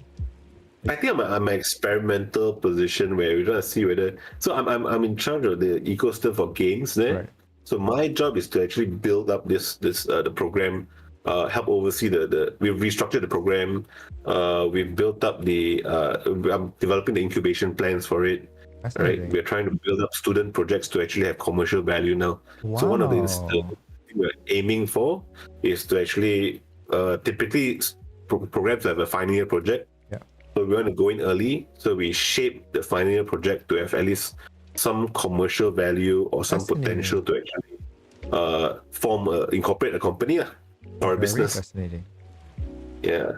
So is the goal in that case, right? That like, if you go through the course and you exit of this, like at the end of the course, you would have a product. Ideally, you have a product that you can sort of like you can ship, and that the idea that would become the seed for whatever business that you're going to do, and you're going to keep doing this as a studio, that kind of thing. That's the mindset that's there, is it? So two-pronged. Typically, like any other program, we want to at least provide the students. We want to have superstar students will always appear by themselves. Right. Superstar students, you put them wherever, in any kind of ground or any kind of seat, any kind of university, right? They tend to do pretty well. Right. So what we are hoping for is to have at least a stronger, above average general student, right? Because we want to produce manpower for the entire industry. So I think having people who are trained on a high level at least, right? They might not be the super duper stars, but these are the people that can at least pass the entry level for most studios. Right. And the studio bar is now super high. Of course. You know. Yeah, I might not even be able to apply nowadays on a technical basis nowadays. But so that's one thing. So having them at a level where they can work, that's the first step. The second step is to also provide the option of them who are maybe a little bit more entrepreneurial, right? Not everyone is, and I'm the kind of person that I actually discourage. It shouldn't be everyone should be an entrepreneur. It's not really the life, right? So, but there are some who will have that tendency, and they have the kind of like acumen or interest at least, and then we want to actually train them up to actually become someone that they can actually start their own business as they graduate. You know, so I think it's a great story if they can actually produce something that has commercial value or interest, even as they graduate. So, by having said that, the intention for them is to actually, in the final project, to produce something which is at least a very strong proof of concept or prototype, which we can then start the process of looking for grant applications, investments, right, publisher interest, and then we will incubate them from there. So that is actually a role that the university is saying we will take on, and like we will actually help facilitate the process. Is that what you're saying? Yeah. So for instance, if someone were to actually graduate, it's still in the process of being approved and all that. We have one team currently going through the process now. But when someone graduates, there's a team of them. We will provide them with the avenue space, right? We provide them with equipment. We provide them with the certain level of expertise. That means some lecturers, like for example, like we have excellent networking and programming lecturers. They can still tap into their knowledge as mentors, right? And then on my end, I'm supposed to groom them in a nice way, right? I hesitate to use that word, right? To groom them in and go out and like pitch, prepare them for pitching, Yeah. or speaking to investors or speaking to actual publishers. As a quick aside, right? This is really a quick aside. I was talking to Ivan about my policy on editing. Like as a rule, I told him very bluntly, like anyone who shows up here on this show, like I do not cut and like edit and post stuff without going through that. Means basically if I do any of those, I will show it to them and they get to tell me no. And if they tell me no, no questions asked, it just doesn't go up, right? And I think that scene just now of a 42-year-old balding man saying, I get to groom kids. Yeah, I'm gonna groom the next generation. It's a perfect in the example. most appropriate way possible. Yeah, it's the perfect example of how that clause needs to kick into effect. I might see myself being clicked on the internet, hopefully. Right? So, yep, that's what we do, right? Yeah. But it's an interesting attempt. And like small shout out to the team that we are trying to grow now. They're actually a bunch of students that actually worked on a game called Fires Out. So super amazing stuff because their game is actually quite fun. It's basically a game where you play if you're familiar with games like Overcooked and Moving Out. All right, it's something along the lines, but you're a fireman trying to save people in a fire burning building. But it is a co-op game, so two guys go in. They actually carry for some reason they pick the toilet bowl with a fish in it, right? To spray water. It's a water cannon. So two guys gotta carry that toilet bowl thing into the building and aim it to spray and put out fires. Then they got obstacles. They gotta chop with their axes and things. So it becomes a shouting match between two players usually. I can hear it. Yeah. So it was actually pretty fun considering it's a student project. So they've completed at least the tutorial and 3 levels of it. So they have the content ready. So now they are preparing to come up with a roadmap for the entire 1-year production. Nice. Then they will join the program and then we will put them through it. So we'll be working with them along the way. So basically it's almost like literally the pilot program for like everybody in so many ways. Yeah. I mean, we're trying things that we are not 100%. It's not something that we've done before, right? So it's new. It's new in the sense that it's for games. I think there's a lot of universities with incubation programs for tech startups, app development and stuff. So those are a little bit more slightly different in the sense that it tends to be more technology centric. Yeah, and there's a lot of accelerators for that, right? Here and there. Yeah. But for creative content, you actually find that there's not much around. Yeah. Just to run a parallel, I was looking around for sort of a roadmap for comic artists. Like not just for very specifically like both KL and Singapore actually, in fact. Like how would you draw, pitch and like form yourself? Like just make a thing out of it, right? And like can you do it indie? What publications could you reach out to and stuff like that? And I realized like the options are really slim. Like the biggest one that I can think of in KL at least were Gempa, Kadokawa Gempa, which is still running. And that's a thing. That's cool. That's awesome because they still do comics and all that kind of stuff, right?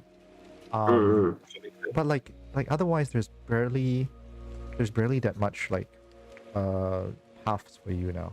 Like you'd probably go indie and like it's just like webcomics and stuff nowadays. Which is great, I guess. Like if you're just self-publishing and shit, like self-publishing on Steam is also pretty easy, right? But but the question is like, oh hey, if you're doing it on the side, how good's your day job? How much time can you spare? And like what kind of product can you come up with? We have case stories of games like Blatro, which are like, one-man team, one leg kick everything, and like freaking genius, man. Now it's like rolling in dough. Yeah, I mean the amount of money is like, wow, okay. You're basically retired. You're basically no, he's done. He's done. He doesn't need to do a single thing in his life, and he can just roll in that money. Like he just survive off interest, and he'll be fine. Yeah, I mean that's the dream, right? Then you can make any game you want to make it from then on, right? Yeah, exactly, Yeah. right? But the cool part about games is that there is now a pathway for it, and especially now, like it is seems to be back in the time of indies currently. That's fair. Considering people are not doing so well, a lot of game titles are not hitting the numbers that they were supposed to hit, right? For whatever reasons, right? But indie seem to be the place to be currently. In fact, like in Malaysia, we've had we're a pretty small country, but we've had like a couple of like mega successes from the really small indie guys. Notably, one of them is of course, Rhythm Doctor was been some time, right? Oh, yeah. Right. So Rhythm Doctor did Rhythm super Doctor well. is awesome. By the way, Rhythm Doctor is awesome. If you guys have not played Rhythm Doctor, like just look it up on Steam. The game's a little old, but it's like I've never finished it, but it is a fantastic game. I cannot emphasize how much like I'm not really good at it, but I thoroughly enjoyed it. I got trounced by it and I still enjoy it. That's really a testament to how good the game is. Yeah, the music's excellent. It's just one button. Technically, one button. Yeah, it is. It is. I like celebrating genius where genius is due, right? Like it really is a amazing game. Yeah, I mean, he spent so long perfecting it and building his community. So kudos to him. Hafiz, all right, shout out to Hafiz. Yeah, man. And Rhythm Doctor is his game, and I think there's and also lately there's one TCG card shop simulator. Oh yeah, that one. I heard the story on that one. So first, TCG card shop simulator, for those who don't know, became a huge hit, especially when like streamers like VTubers started streaming it. But the story I heard is that TCG card shop simulator is actually the result of the company trying to do a TCG game and failing at it, and then decided doing this instead. Like it was like some guy. Yeah, like they tried to do a TCG game, did not work out, and then and then ended up doing this as a follow-up project, and this is where they ended up with. Like in fact, the TCG cards that you see in game were from their like did not succeed project, from what I've heard. And it took off, right? I think it hit the right note at the right time. Yeah. And boom, now you're talking about another indie darling in a sense. Yeah. Yeah. Of course, not every game is going. There are more dead studios along the way. Yes. Right. When you survivor follow bias, behind. survivor bias, man. Survivor bias. Yeah, it looks fantastic, right? It's like wow, it's awesome, right? So like even I try to make sure that the students are aware that that it is possible, right? But there's also a lot. It's not a straightforward road, and a lot of people fail trying to get there, like Yeah, but I still find it a better chance, right? As opposed to like, for example, things like maybe straightforward animation or some of the other industries, because like in animation, the only way you actually make money is through selling your content to either a broadcaster or cinema or something like that. Or you go for the whole YouTube pathway where it's like you got to build an audience over time, and it could take ages, Whereas for games, there's no guarantee that people like the game, but if it's a solid product, if the developers know how to engage with the community, there is that potential to really like blow up. It could be that not many things out there you do it and then there's a chance to actually like boom become an overnight sensation, right? Like if I could make a product now, like this fantastic calculator of mine, right? Maybe I produced it. And it's just a product. I just slowly have to go through the grind, right? It's not going to suddenly become the only calculator out there, Yeah. So that's what the exciting part about games. I mean, at least for me, is that there's always that kind of like crazy chance that thing you made with a bunch of your friends could just be the next Balatro. It's starting to sound a bit. You're starting to sound a bit like a gacha addict, though. I'll be honest with you. I never played gacha, bro. That's why I'm actively avoiding those kind of games, right? I have students who are like you step into class and then they are still like playing Honkai Star Rail. I have no idea whether they're watching it. I've shared it on my site, but yeah, they're totally hooked on the whole waifu genre and okay lah. I mean, can't blame them. It looks fancy, right? Yeah. I think game designers like yourself, we've refined the process, right?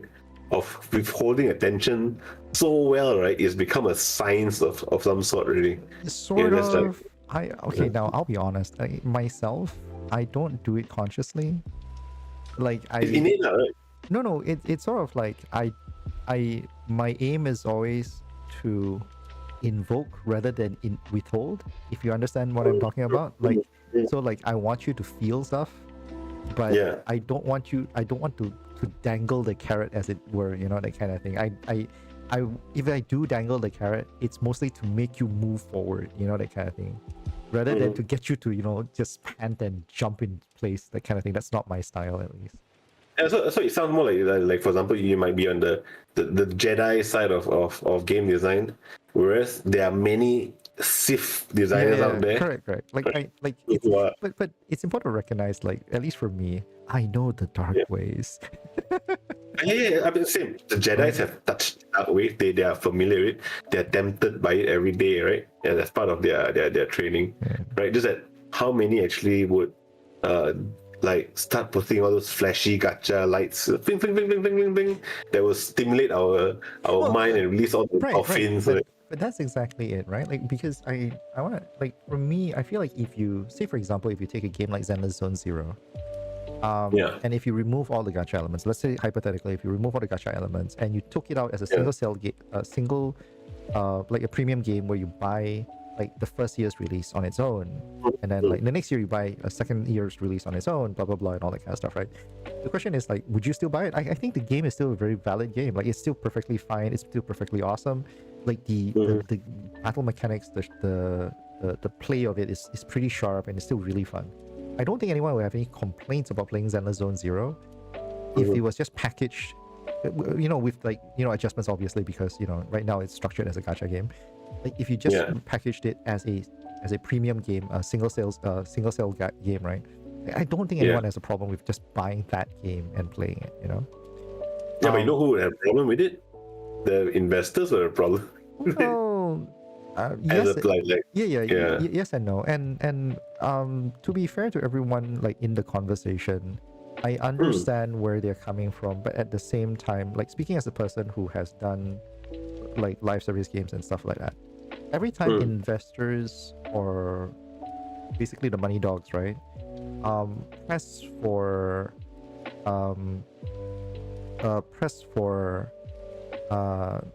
like higher, like more revenue in a shorter period of time, what you're actually doing more often than not is that you are pulling forward, right, the next big feature investment that you need to do. Because what happens is that as a designer, there's a concept called design space, if you know what I'm talking about. Like, basically it's about how much space this setup that you have, like basically the rules of the game that you have, right, that you are allowed to play around with, that you actually can play around with before things start getting either boring or stale or repetitive, you know what I mean? So once you've explored fully the design space, right, then ends up more often than not you end up repeating yourself. And when you repeat yourself too much, players get bored and they drift away and they don't really feel like spending money with you anymore. That's usually the rule. So what you need to do to invigorate the design space is usually pump in something new, like a big feature or something different, to just toggle things around. And so every time you do this kind of like, I want more money kind of situation, what you're actually doing, right, is that you're just squeezing the lifeline of your game, right, and pulling forward this giant feature that you eventually have to do. So basically you're just pulling that forward, and basically you're basically reducing the production time, like time that people could be spent thinking and exploring what this is, forward, so that you can meet those KPI deadlines. And that's usually, like, it's worse for the production team and at the end of the day. And most games, and every time this happens, by the way, usually what happens is that your game just tends to die a little bit earlier. But they probably squeeze a little bit more in the front. So So you've excited right some investors in the audience. Like for the money dogs, right? Like, once again, for the money dogs, right? Like, if they're not here for the IP and like trying to say, oh, I want to make something that's going to last 10 years. I just want to earn my 2 years worth of money, and I don't want to worry about like the overhead for the next 8 years. Then like, that is the approach that a lot of them do. I recognize the business end of how this kind of business starts and things. But like speaking as a guy who's often part of the team and trying to figure out how to give players the best experience and wanting to have this player developer relationship that we developed over many years, which is how I approach live service.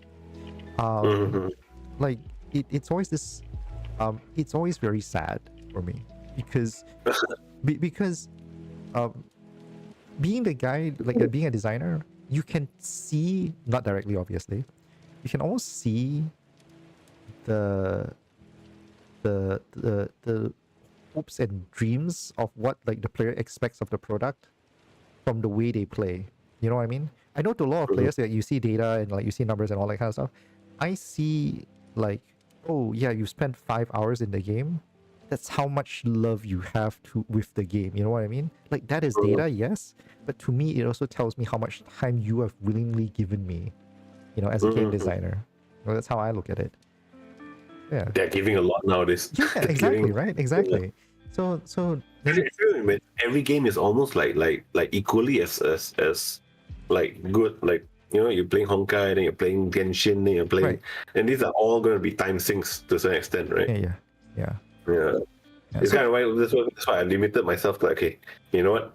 Understand it, look at it, do not even touch it, right?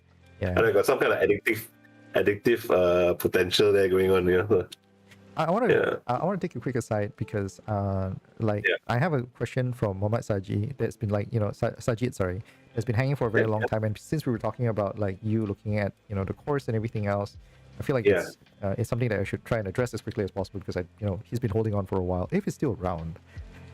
Sure, no problem. So he was asking, hey, may I know what is a big step for software engineer transitions to game developer, game VFX designer in game studio? That means basically I assume that he's a software engineer looking to try and transit into a game developer or a game VFX artist or designer. Like how, like is there a big step involved? Like what is is there like a huge what would it take to transition between the two? I mean, to be honest, actually, if coming from software engineering or computer science background, right, if you want to be a programmer in games, you're actually highly sought after. Because the belief is that if you have strong fundamentals, right, it should be no problem for you to pop in, right, pick it up, and then be a part of teams straight away. In fact, one of the problems we had in the previous program was that our programmers were a lot pretty front end. They can make the gameplay and such, but certain things like their fundamentals were not as super strong as we like. What fundamentals would that be, like, for example? Power programming, they study OP, but we would have liked to have them have stronger science kind of what do you call it? Programming fundamentals, solid C++, and so on. I can tell I'm not a programmer, but at that point in time, as when I spoke to the programming lecturers, there was only so much that we can actually tweak then. So that's one of the good things that now in APU, APU is a very programming centric university. It's supposed to be the tech university lah for what. So in game side is the reverse. So here in APU, they tend to be more science related, which is good, right? So based on feedback from companies, they were actually looking for science people, right, or software engineering people to come in, right, because they were going to go into really the minutiae of the engine and dig straight in, right. So I think for your I can't remember his name, sorry. Mohammad Sajid. It depends because Mohammad Sajid, right? Sajid. Sajid. Oh, okay. Yeah. All right. So I think it'll be no problem for him to go in crossover as a programmer. But he mentioned VFX artist, and then he mentioned VFX designer. Design. So the two things he specifically says: game developer / game VFX designer. Oh, then that crosses over more into the technical art kind of stream. So that I think in his case it shouldn't be a problem. Perhaps before he actually starts applying, he will just pick up some courses online. I mean, I even tell students now, this actually most of the stuff you want to learn, right, is somewhere out there on the internet. On the internet, right? It's on the internet. You have games from Udemy, you have Coursera. You can pick up something on Coursera. You have almost limitless content on YouTube, right? There are reasons to go for university still, thankfully, right? Otherwise, I wouldn't have a job, right? But in essence, there's a lot of stuff that he can actually pick up by himself and then do a little prototype or some kind of like tech demo about what he wants to do in the company, all right? And then send this application in, you know? Most studios will have a test for him. So that's where he can also shine, right? And a lot of studios typically are very open to actually training as well. So it's not so much that oh, you're not good enough, okay, fine, right? But a lot of studios are willing to take people on board, especially programmers actually. Yeah, because good programmers are really hard to find. That's fair. Good technical art is also even harder because technical art seems to be something that's like a very specific role nowadays, and people don't typically hire juniors. I mean, to be fair, that's a hybrid role. So I think hybrid roles are pretty hard to come by as well. Yeah. But every studio is looking for them, right? Because they are the problem solvers. Yeah, they are. Right? We need tools. We need tools to be built. Talk to them, right? We need some shaded problem. Talk to them, right? Basically, every problem goes to them, right? Okay, so you that brings to a very interesting question that I wanted to ask as well. Like, because myself, I've like my experiences with the games industry has been only on like two main places. One of it is that I write for games, and then the other side is specifically I do like game design documents and stuff like that. I'm a like game design purist. But what I've found is that game design is something that I don't know. Like the impression I do have is that it's really difficult to teach. Is that something that you share as a person who's actually done this for so long as well? Yeah, it's difficult to teach and difficult to learn also. Okay. A lot of it is innate. I mean, personally, like previously in a previous university we had, we actually had 3 tracks, right? So game design, game artists, game programmers. Then one of the selling points that we had was along the way you actually meet up and do projects together, right? The problem is that the game artists and game programmers tend to rely fully on the game designer, who's also just learning at the same time, everything at the same time. So it's like I used to give an example. The game artist would come and say, should this door be red in color or should it be blue in color? Right? Then the game designer, if the artist doesn't provide enough context, or like, okay, why would the red door be good? Why would the blue door be good? Right? The programmer is going to the designer is just going to say either one. You know, it's a 50-50 thing for him anyway, right? So we always try to get the other members to provide, if they have questions, to provide the questions, but also provide context, so the designer can actually make a better decision, right? But more often than not, it's more of a question of like they come up to the designer and like expect the designer to have this kind of like secret knowledge, when unfortunately he's also just learning the ropes, he's figuring out things, right? Over there, the designers used to be semi-producers as well, you know. So it can be stressful, and we tend to stress out the designers a lot there, right? Yeah, and not to mention that the game design job industry is quite small because typically studios don't hire the most game designers out there, right? You hire a couple of designers, and you hire more artists and more programmers. Actually, in fact, I would make an argument that like most studios don't even hire designers. They hire like programmers and expect you to be designers. Which is why now in APU, when we redesigned it, right, we need to have 2 tracks. Whereas we have the art track and we have the programming track. So design now is something that we kind of like integrate into electives, you know. And but I think it is smart to have designers with some technical programming background, because limitations is something that designers work with constantly, right? Yeah. You wouldn't want designers to come up and say like, our next game is going to have 400 characters, you know, and they're all going to be moving at the same time on the same screen. Yeah, it's going to be awesome, you know. I completely understand. I still remember like the first thing. So when I first entered the game design, games industry, right? I was working with Ike and Alex. The names might not mean much to a lot of people, but they mean a lot to me. And for those who were in the industry, like who were in the companies with me last time, they will recognize these names as well. And basically, I still remember like one of the first questions Alex was asking me was, by the way, actually had Alex on a separate show before, because that one was specifically we were talking about a Unity issue, like when Unity had that whole shake up about their payment scheme and stuff like that coming out, right?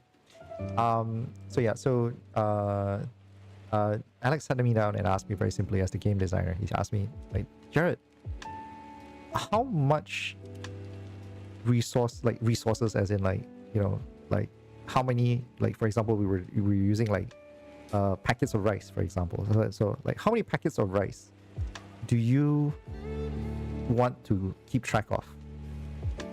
Do you want to store? And I was like, why? What does this matter?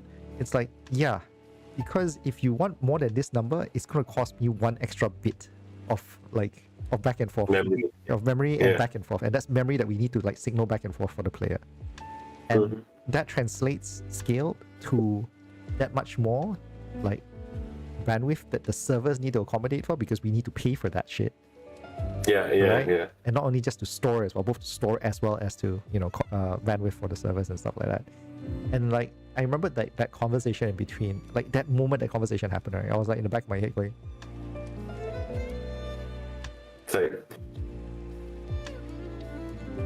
you know, like you open up so many I'm one of those kind of guys that like basically from one question I can sort of extrapolate the rest of the world that you're trying to paint for me, kind of thing, you know. So when he gave me that question, I remember that when he gave me that question, I was like immediately I was also already looking at it, and he was like telling me about how art also needs to do something very similar, where you have to make sure that like everything is about like within a certain size, so that the data packets can be kept within a certain size and all that kind of stuff. And all these aspects were like stuff that were really serious back in the day. Nowadays it's like with right? Yeah, and all this stuff, right? Like if you look back at like today, by today's standards especially, like that shit doesn't matter anymore, because we have like 5G and shit. Like these number issues are like not a thing. You know? But yeah, but back then it's like we were like, it's what? Still, ask any programming lecturer, they will go berserk, man. Optimization. To be fair, it should still be a thing. To be fair, it should still be a thing. But I've just seen so many times when it's just not considered anymore. Yeah, and and so by the way, so the one reason why I was asking about this in particular is because I've seen it so often where design is just treated as something that it becomes something that feels very optional, you know. I still remember talking to somebody once where we were playing, like he was showing me this game, and he was like, oh, I want to make this very difficult, because he was sort of inspired by games like Elden Ring and Wukong that was like huge at the time, right? And he was like, oh yeah, I want to make it sort of a more faster paced one where it's like more action oriented. And I was like, oh cool, so you want to make a harder Devil May Cry basically. Right? Like that's what it is, right? Like or maybe like alternatively, if you want another way of looking at it, it's like, oh, you want a Hades that you can jump in, you know, like you like it's not just a isometric platformer, like you actually get to be able to do jumps and stuff like that. Somehow that like it was a little surprise to him, but whatever. So we got testing, giving the game a try, and then he had just very basic stuff like just blocking and stuff. He just wanted to like check out the controls and stuff. And I was like, these controls are very alien to me because I've not played, and this is gonna like get me cancelled, but like I have not played Elden Ring. Like I've not played any Souls-like game, right? All right. Start the process. Yeah, I know, right? So it was really weird for me because what happened was his attack buttons were on the top, on the shoulder buttons. Like the attack button was on the shoulder button. I was asking like, well, why is it out here? And he was like, oh, I just followed Elden Ring. But here's the thing, and I'm going to use this as an example, right? Like, if you play Zenless uses X button as their attack button, and then I think it's the bottom button as the dodge button. And the reason why this is done by default, I'm not saying you can't, change up your controls and stuff, but like the reason why the default setting is like this, right, is because as a rule, these two buttons are basically your first choice buttons that you expect players to use the most. And then there's the second choice buttons, and then your shoulders are usually for menus and your third choice buttons, right? So this is usually the rule to sort of keep what's the word I'm looking for?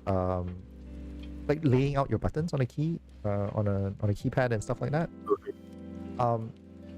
It's funny to me that no one teaches this. And so we had that. We had that back then, and then we're gonna maintain that as well. Just that it will not be one specific track where someone goes in expecting to graduate with a game design kind of degree, Also because, like, for example, even as game designers, not being able to prototype, so it makes it pretty hard to come up with like small examples or such, So portfolios and convincing stories, basically.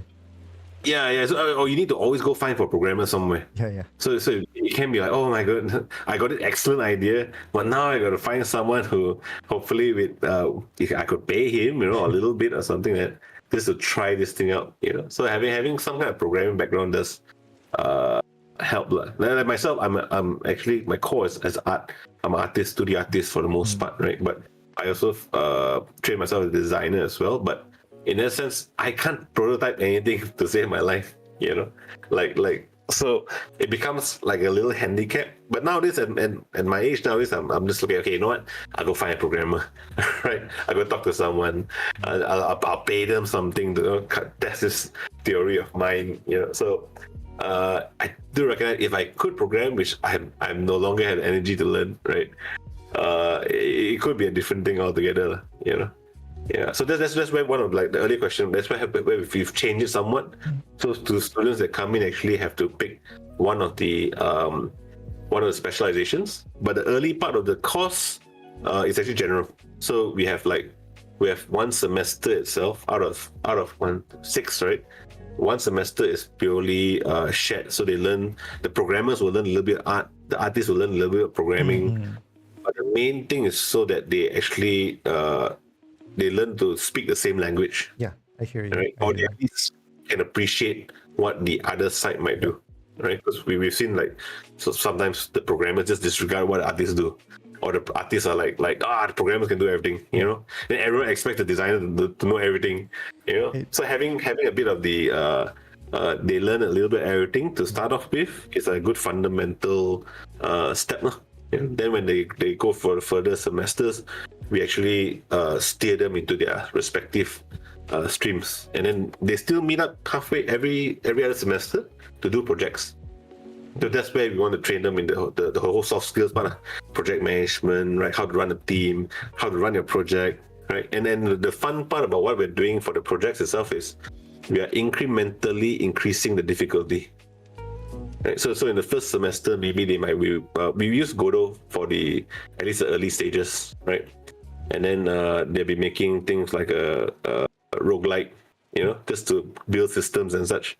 And then later they'll be using engines like Unity or Unreal, right? As they progress along, so we unlock more tech for them, right? And we even changed the team formation. So in your first project, 2 guys, right, or girls, whichever. And then further one could be bigger teams, right? And then in your final year project, it's up to you.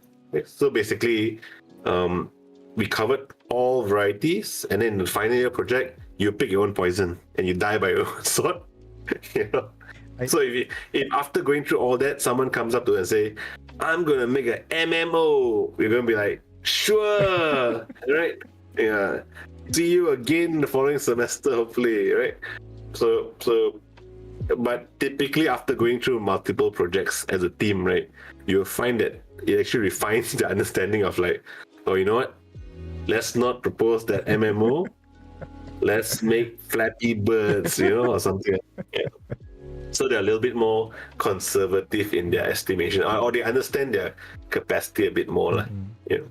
Yeah, but we're still going through the whole process of rebuilding the program. It'll still take maybe a year or so to actually get the the outcome that we want to see, lah. You know. Okay, Yeah, so yeah. at this point, I probably should like make a mention that this like podcast, especially if you're listening to it pure audio, is that it's not sponsored by APU. I'm actually literally just having Ivan here as a friend, and yeah, like Hesitating to watch.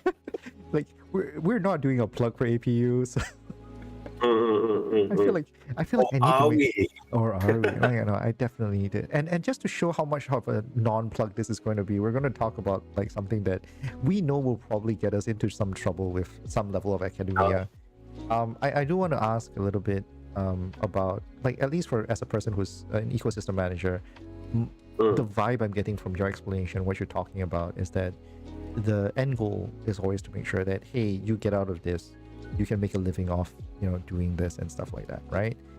And whether you are as an entrepreneur or as some guy who's working for some other guy or some bigger company and stuff like that. I do want to ask, like, how much do you think trends play into your considerations of like this whole ecosystem design? And by trends, I'm talking about like stuff like, say, for example, because we're a little bit on the like the older guys kind of group. We've seen stuff like, for example, Facebook games, and then Newgrounds, and then obviously there's that huge spur of match 3 games, mobile games, and stuff like that, right? And then after that there was VR, and then after that there is blockchain and NFTs. The metaverse. Yeah, and the metaverse, and then like more recently it's the AI stuff, right? So my question to you is like, how, like, you've done this for so long, how has any of this affected you? Following trends definitely like something that we currently are looking heavily into, because there's always going to be a first mover, right? Whoever the first mover advantage is always the biggest advantage, right? But those who are second in line, third in line, you still make a substantial splash. It's only after a certain time, then if you're jumping onto the bandwagon, then a little bit too late, right? Like, for example, the moment Pal World came up, there's going to be a whole bunch of clones, right? I think Balatro came up. How many card games are out there? So there's always going to be this kind of like wave, right? I should probably mention that, like, I'm a small side note, and this is a bit of a segue, right? Like your comment about Balatro, your comment about Pal World and why there would be a wave of clones is probably exactly why Nintendo is suing the crap out of Pal World. Yeah, to stop that from happening, right? Like, it's just to deter that wave of like clones. Yeah, but they're gonna, someone's gonna make something that's like close enough kind of thing, and there are many ways to go about it, right? By the way, I am watching the case itself, and there is some. I'm not. I mean, it's not televised or anything, but I am like following it, and there's been some updates to it, and I'm actually kind of interested in doing a follow-up conversation over it, but like it's a separate thing altogether. I think if you're into game design, if you're into the game industry on a larger picture kind of thing, like for those who are listening to this, I think that case is going to be a very interesting conversation. Like, it is a very interesting case to look at and to really just think about, especially if you're in the game industry. Because I'll be honest with you, I don't think it will affect most of us. Like, even the outcome of it, for the most part, I don't think it will affect the most of us. But I do think for those who care, it's going to be something that's going to be pretty interesting. Yeah. Yeah, it's just a precedent. Yeah, and I think Not those cases. yeah, but I want to like emphasize, because there's a lot of people, I know a lot of people who are very anti-Nintendo on this conversation, because they feel like it's Nintendo bullying the small guys, and then it's like, oh, how can you patent a game design or a game element kind of thing, right? Yeah, but I feel like the problem with it is that right now, in terms of intellectual property protections kind of thing, like, there isn't a proper structure or system that really allows for like game design to to be protected as to be properly protected. You know, like right now for any intellectual property, there's only three ways of protection. One of it is trademark, and there's copyright, and then there's patenting, right? Yeah. So you can't do it copyright because copyright is only for an expression of an idea, and game design is not an expression of an idea. Whether you like it or not, it's not, right? Then it's definitely not a trademark because you're not trading necessarily with that, and you can't trademark everything inside a game. It just doesn't work that way. Yeah. Right. So then the only thing left is patenting. Patenting is for mythologies, and true enough, like this is the closest thing you can get with the current existing method of like intellectual property protections that you can actually protect game design and stuff like that. So Nintendo's trying to do this whole thing where they're saying like, oh yeah, these are a bunch of game design things that we do that you should not be able to do because they are part of essentially the Pokemon IP. Yeah. And they're trying to make a case for it, and Powell is saying like, no, you can't own this, that kind of thing. I think throwing the ball, one of the things they patented, right? Throwing a ball. They did. So they have three for it, which they have three of it, and all three of it is very questionable. So I can't remember the third one anymore. But I remember two very specifically because two of them stood out for me. One of it is throwing the ball, very specifically throwing the ball. And then the second one is the ride the Pokemon one.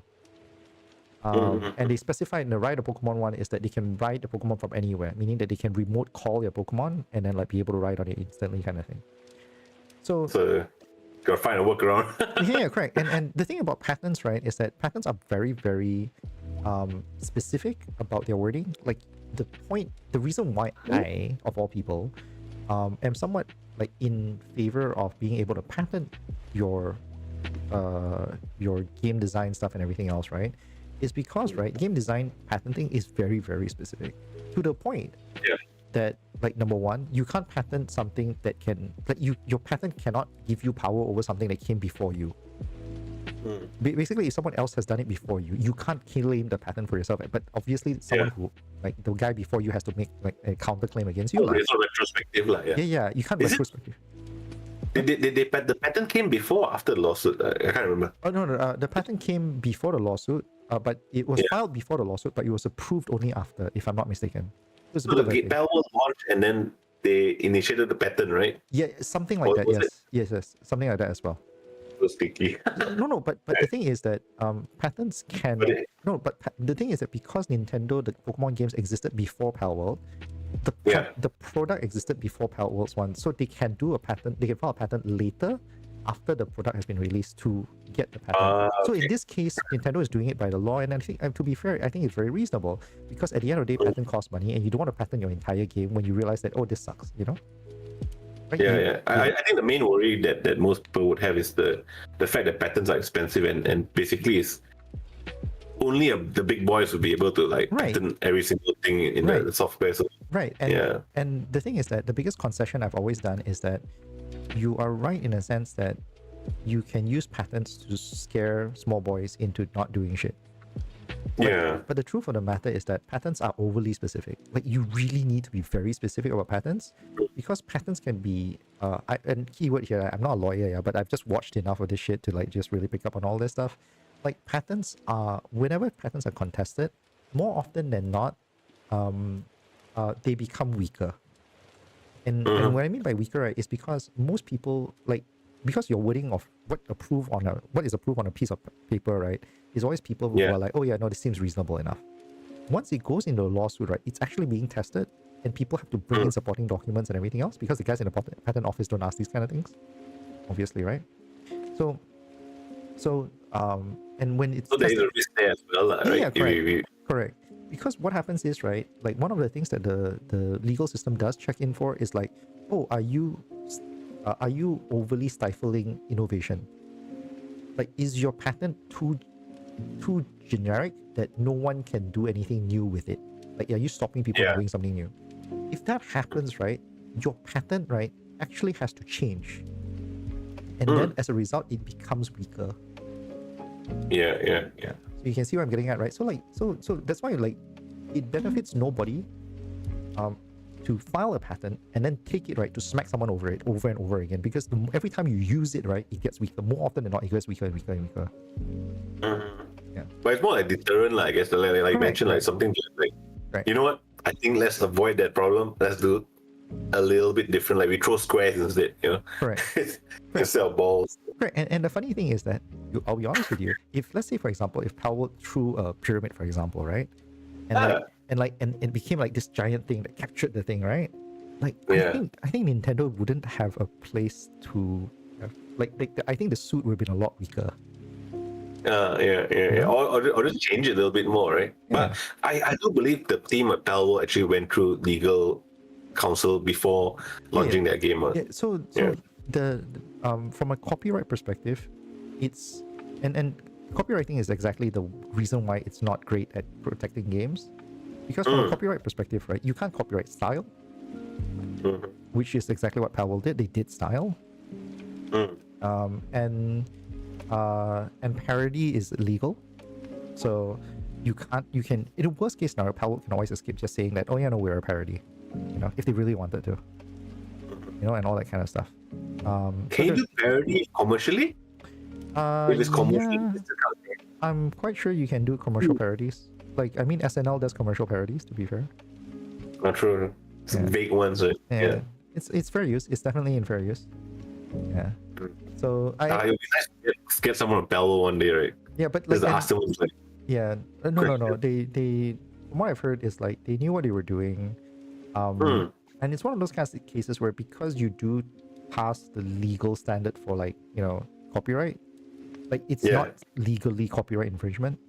It's really annoying for people who are particular about like sort of preserving your IP values and stuff like that, because Powell now has created this precedent that like, oh, if you if I wanted to make a Hades clone, for example, right, like I could,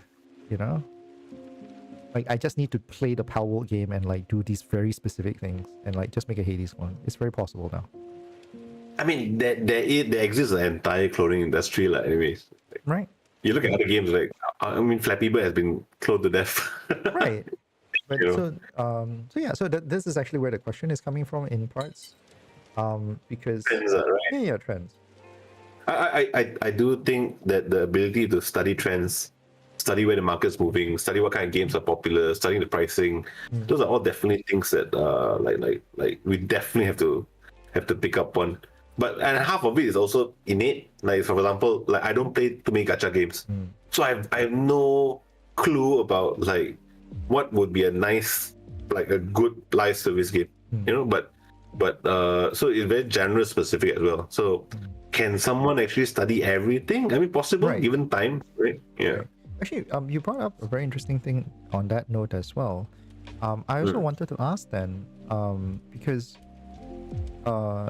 so I, being a game designer that's currently like as a freelancer and a guy that's mostly in between jobs, as a lot of us are nowadays. Like one of the big things I've come to realize is that the industry's growing in a way that like it's creating its own domains. So what's that?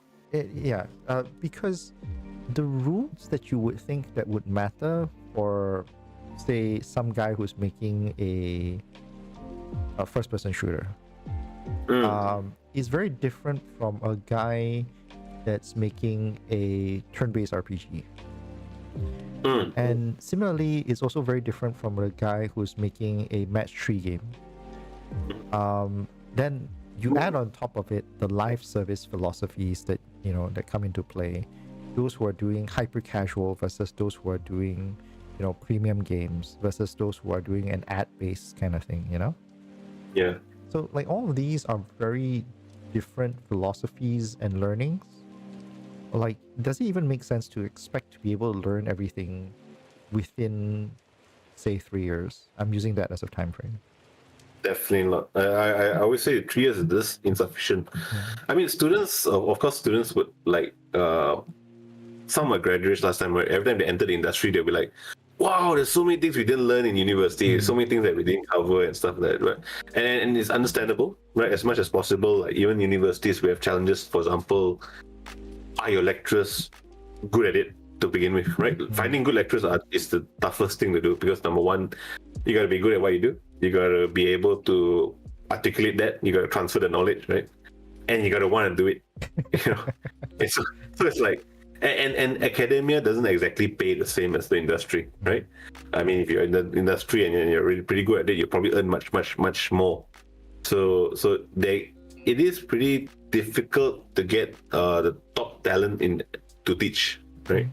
So in a sense, lecturers have to, they're not going to be able to teach and then learn the latest stuff that Unreal is producing, right? At the moment it comes out. So they were always one step behind, I feel, right? Which is why the live projects are always good for academics to keep on working, right? The more we practice, the better we do become, then we can pass that knowledge to students.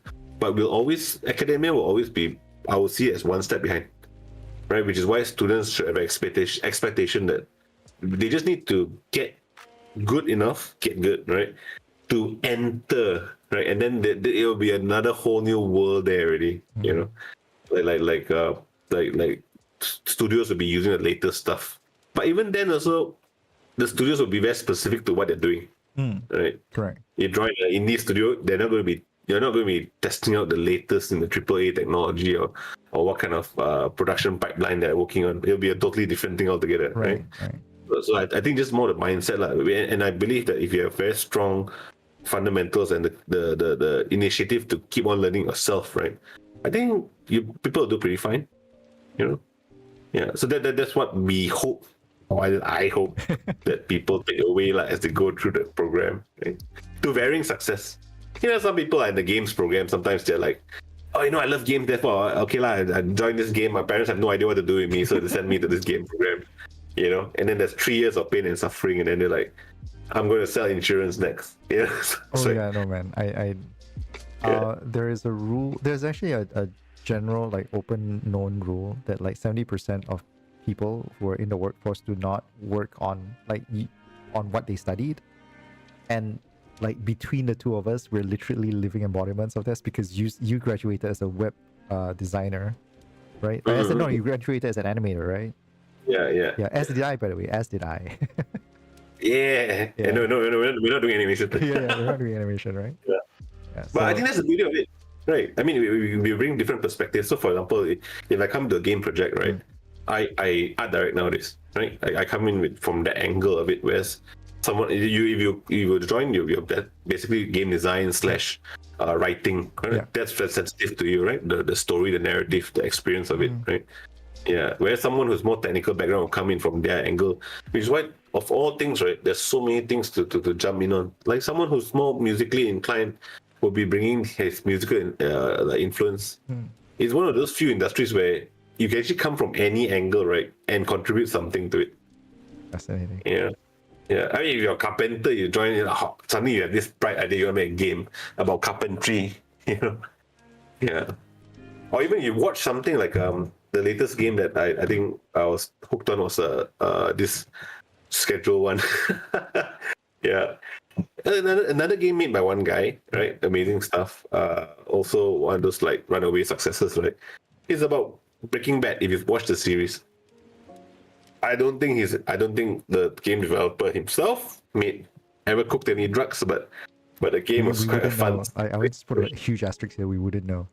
His research studio, there's back there, there's whole math lab there. You know, he's it's research. It's research. Yeah. So I think there's so many angles to come into at least this field, which I do hope that it rubs off on people as well. Yeah. Like that. Just not the question that I think. Sajid. Sajid, right? So I mean, he comm science background, all right. Regardless of how old you are, of course, that affects, for example, how much time you can put into it, right? Family commitments, money, and all that, right? But even then, he could still dip his toes into it first, stretch out a little bit, try to make something himself, right? If he's more confident, then he could just apply to actual job company, right? And then take the leap and then cross over, you know? So there's always that kind of different entry points for different people, right? Of course, yes, the older you get, the life commitments do take a toll on us, right? Yeah, which is why it's good for young students to just jump in and try to make whatever mistakes they're gonna make early. right? I hear you. Yeah. Okay, so quick aside for those who are still watching with us, please feel free to drop questions for either me or Ivan here, either in the comments or there's a link in the description below. So yeah, we're answering questions. Otherwise, I'm dropping you with Ivan because I'm happy to continue this conversation. Just as a heads up for those, especially of those who are listening, right? Yeah. Yeah. So yeah, I also wanted to ask then on that note, right? Like because we're talking about trends and all that kind of stuff, um has like you mentioned like being ahead of the trend is an important thing, but I guess the question then becomes is what about trends that ended up kind of in weird places? I think like I want to talk about like the last tree that has hit the sort of the games industry more than anything else, and we were mentioning it earlier as well. Like the big one was metaverse, and then after that was the blockchain games and NFTs in general, and then finally I want to ask you about AI as well. Let's talk about the first one first, about metaverse, and whether like has metaverse or the conversation around the metaverse, has it ever affected like how you guys in academia sort of have to like approach syllables or like even sell the course and stuff like that? I think like things like NFTs was the whole blockchain side of things came up, and then from there there was offshoot to the whole idea of metaverse and private ownership of digital assets, right? So in some ways as well, the good thing is maybe academia is also usually slower a little bit, right? So by the time how do we, like, blockchain and stuff like that, blockchain still has some commercial value, right? Although it's no longer in the whole art side of that has died out like the dodo, right? Games as well, there's no longer there's almost like no way to build a blockchain NFT game without it being semi Ponzi, right? In some ways, right? It's super difficult, right? Or at least I have not seen a good solution for that, right? So like taking our university for example, again not a plug, but we didn't go into that area, right? But we have gone into AI, so we do have programs that are quite heavily focused on that, in terms of trends. Like I think you mentioned being ahead of the trend. I'm one of those that believe that it's almost impossible to be ahead of the trend sometimes, right? Because it is like, how do you guess what's there, But I think the second one is being able to observe trends and maybe being second. but I like to use the example in PJ, right? It's commonly accepted that one of the best nasi lemak, right, is the one in Uptown, the Village Park, right? So like, wow, all heavily contested, right? But there's this another shop out there called Botak Nasi Lemak, right? I have no shares in it, right? Not affiliated. They're not affiliate at all, right? Yeah. Although I wish it. They have a sign there that says second best in PJ. So second best nasi lemak. So I'm like thinking, that's actually a very good place to be, Yeah, I mean, positioning wise, because no one's gonna fight with you for that position, right? And you're not too far from the first, right? So, like, okay, yeah, I'm second best. I claim that position, right? No one's gonna to come and compete with me for that, right? Because it's always everyone fighting for the best. Yeah. No one's fighting for the second best. So he's positioned himself in this kind of like comfortable place, lah. Although it's still debatable whether it's second best or not. But that's fun. So being able to, like, okay, let's say this game comes up, it's going to be hot for a short period of time. So what depends on how you scope your game, right, and what you produce, you may be in time to actually ride that wave, or hopefully you make a product that is either equally as good or better. And that's, if you're second, you have to do that. If you're second comer, right, on a trend or something, you have to be either equally as good or you need to bring something new to the game, right? There's no point in making the same thing but the inferior version of it. I should probably highlight at this point, right? Like for those who don't know the history of both the iPhone and Warcraft. Warcraft was intended as an RTS for a Warhammer, actually, the original one. And was it StarCraft? I think it was Warcraft, if I'm not mistaken. I could be wrong. It could be fantasy. StarCraft. It could be StarCraft, but I think it's Warcraft. I think it's Warcraft. Because it meant to be a RTS for Warhammer, not the Warhammer 40k, but like Warhammer. And because they lost the IP rights for it, they just repurposed it and like turned it into Warcraft, if I'm not mistaken, the story goes. So basically, not only wasn't Blizzard the first RTS out there, they were also like not, like were originally not intended to be like an original IP kind of thing. Like they're not Yeah, even like like making lemonade, right? Out of lemons. correct. Now, I mean, like a lot of people can argue over what Blizzard is right now and all that kind of stuff, but like the fact is, they weren't the first. They definitely weren't the first in that space, right? Then similarly, like Apple didn't invent the smartphone. I know a lot of people, Apple would be like really unhappy about hearing about this, but like they really didn't. They really did polish the crap out of it, though. You know? Yeah. So whoever made it first, gone. Because why? The Apple came up with an infinitely superior product. Yeah. By the way, I honestly, genuinely don't remember who the original like guys who came out with smartphone is. I don't even think. I don't even think it's Samsung, by the way. And I don't think it's Nokia either. I don't think it's Nokia. Nokia was only the game. Yeah. Yeah. No. But here's the thing, right? Like Nokia is well known to stubbornly refuse to adopt smartphones. Like they very specifically said we don't want to do smartphones, and that's like it's a known reason why they failed. Yeah, because they didn't want. Yeah, no, because they had the resources to do it, and if they wanted to do it, they would be ahead of the curve. They just refused to make smartphones. I wonder what that meeting was like. Well, I mean, to be fair, like, and history is sort of littered with stories like this, where, like Nokia and Blockbuster basically ran the same problems, where they were so big in their respective industries that they were like, oh, whatever this you're doing is not something that is, it's not going to be a thing for us, you know. They got totally disrupted now. Yeah. So like back to the question you had, so like NFT, that one was flash in the pan. That was a time one, you know, for a while there. And then metaverses also still technically no one has a solid metaverse. In fact, I would say the most successful one now is still Roblox, if you would call it that, right? Because you have some kind of like universal currency. You have multiple games where things can be shared among them, right? But beyond that, technically everything else is still experimental, right? Although there are still so many like blockchain conventions and conferences, right? But when you go there, it's like, all right, yeah. So still up there whether blockchain will become a massive thing, right? Or metaverses for that matter.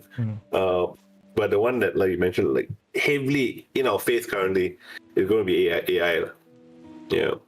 So like even our university as well, we are I would say struggling with it. It's we have to evolve with it in a sense. And being a tech university, it's not something that we can say that, oh no, you know what, let's not have it, because it's like counterproductive for us, right? So like we are coming up with AI use policies.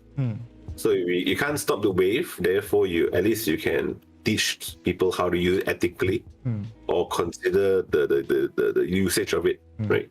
In whatever, however you want to use it. Because the last thing you want is to create a generation of students who maybe don't even consider it. Then it becomes like second nature. They start to lose their sense of thinking or their desire to even critically think. It's so easy right now. It's just I'm just going to ask the software to give me the answer itself, right? Type it in, they're going to tell me the answer. Yeah. Or even one funnier thing I think I've read somewhere, students are starting to use AI for their submissions. Makes sense, right? Lecturers are also starting to use AI to mark those submissions. So who's doing So that? it's come to a point where like, what the hell is the assignment for? You know? Yeah. Neither party is basically doing what they technically are supposed to do, right? Yeah. So, and the students were complaining, some lecturers were, I'm not in my place, but I was reading an article, right? So their students were complaining that this lecturer did not do it, blah, blah, blah, blah, blah. You know, they want them to mark it properly. But then the lecturer's side was like, you're not even doing it properly, you know? So how would you, like, where is the line going to be drawn, you know? Yeah, end of the day, it's basically everyone trying to outsmart each other now, right? Yeah. Yeah, like I uh so I've got a question from Jeremy here. Isn't AI Yeah. confusing for game students? Because AI meant a very different thing in game dev. Like that definitely is the thing, right? Like there's AI as in like the enemy AI that we're thinking of, and then there's AI which is the generative AI, which is the thing, right?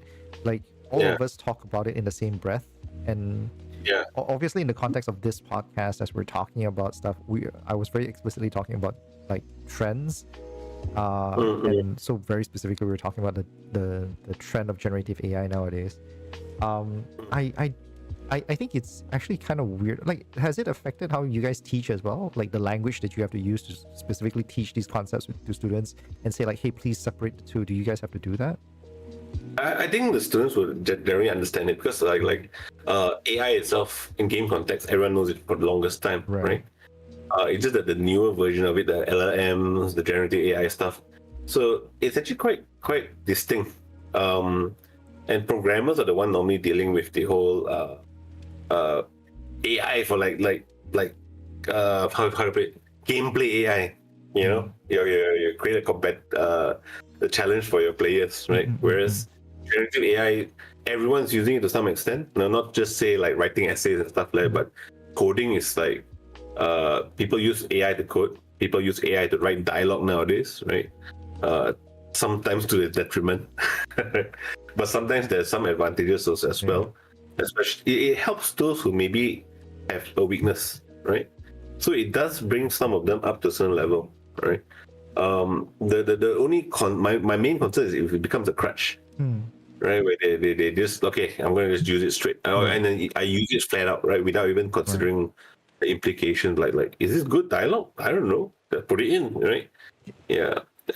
Can I ask then, like, because especially as an educator and all this, like, do you think that using AI becomes, like you were saying it as a crutch, but like, do you think that that actually just openly saying, hey, you can use AI as a student, do you not think that that might actually like weaken their ability to learn, if you understand, if I'm getting across the idea enough?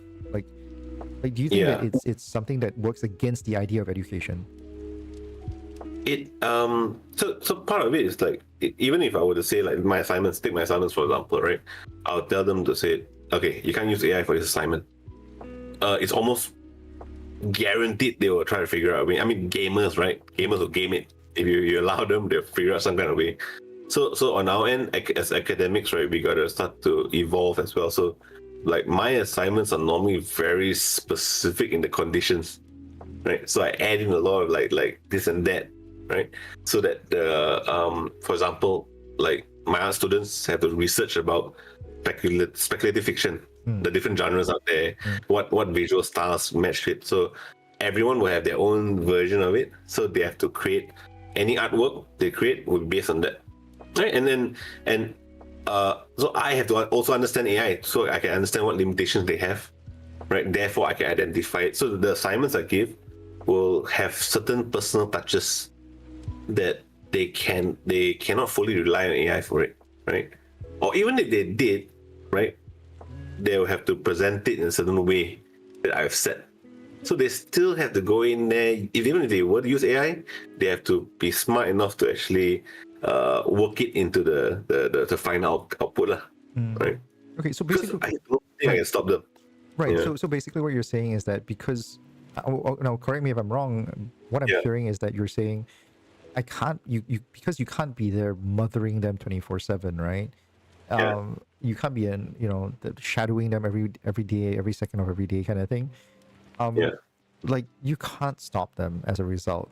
And so rather than to do that, like, you've sort of adjusted the way your assignments and stuff like that, so that even if you tried, like, you can, like, but even if you tried, the nature of the assignments will automatically force you to actually engage with the assignment, is what you're saying.